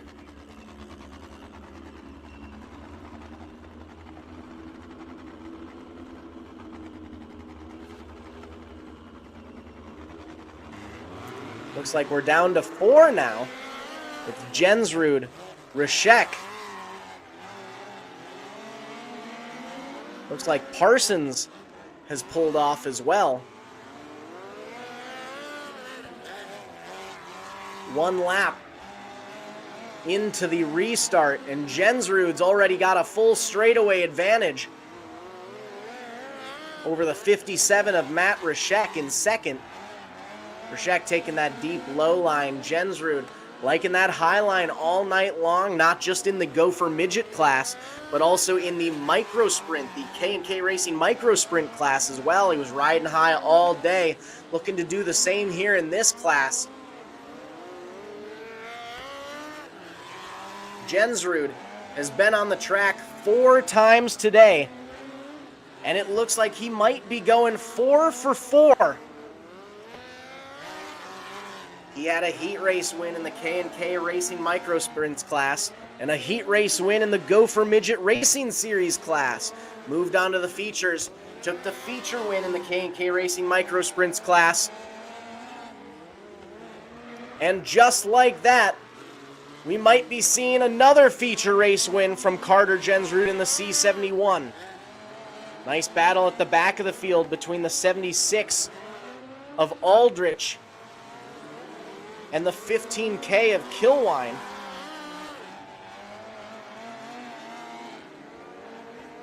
Out front though, bumping into the exterior wall, it's all Jensrud.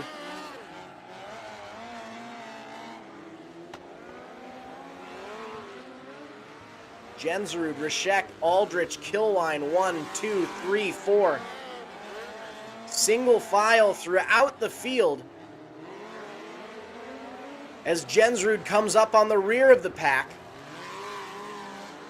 That nice little battle going on between Aldrich and Kilwine.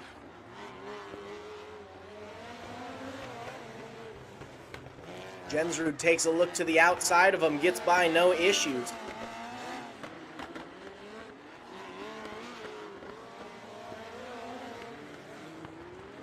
And that's the checkered.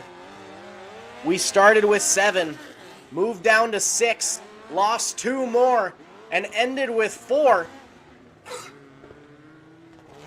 For our final checkered flag of the first race of the 2025 QualityFreightRate.com Storm Series here at Thunder Hill Speedway. Carter Jensrud is no stranger to victory lane here at Thunder Hill Speedway. And after a couple victory laps, we'll see him move his way down to the victory lane. Another victory lane celebration here tonight, as he pulls into the Menards victory lane here at Thunder Hill Speedway.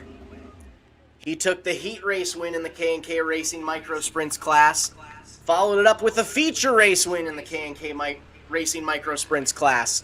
He took the heat race earlier on today in the Gopher Midget Racing Series class. He's back in victory lane for the feature race win. Give it up from River Falls, Wisconsin, the C71 of Carter Jensrud, taking the win once again today for a full clean sweep on the day.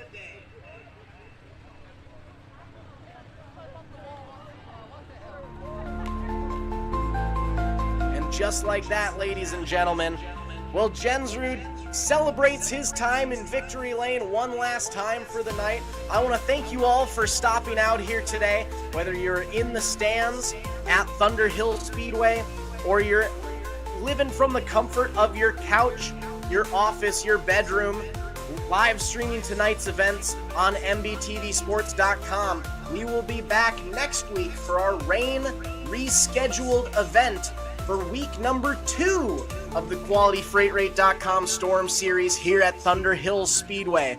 On behalf of everyone at Thunder Hill Speedway, Matt and the team at MBTV Sports, my name is Zach Bailey, thanking you all for coming out tonight. And just a reminder, leave racing for the track itself, drive safe on your way home, and we will see you all next week. Thank you all for stopping by.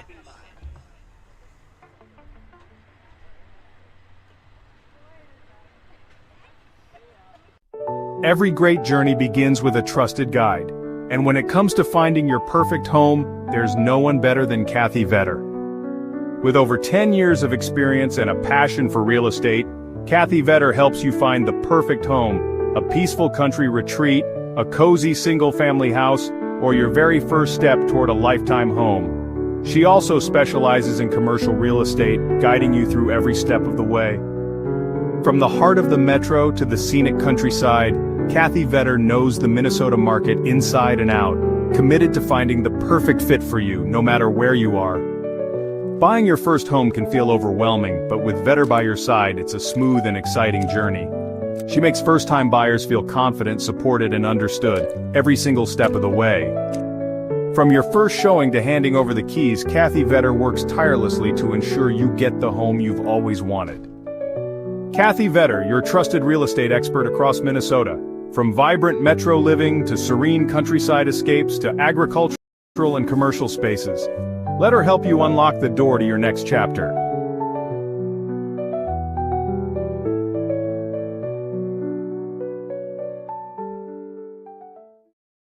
With over 40 years of experience producing quality racing components, we're excited to unveil the Kevco Drive Shaft. Our Kevco Drive Shafts are 100% made in the USA from USA-sourced materials. We have developed our drive shafts using precision machine yokes that offer more clearance with higher strength than any other shaft on the market. Our yokes are then zinc-plated black for long-lasting protection. All our drive shafts are meticulously hand-built and balanced on our brand new superior Driveline Shaft Master drive shaft machine. Every carbon fiber Kevco drive shaft comes loaded with Spicer 1310, solid body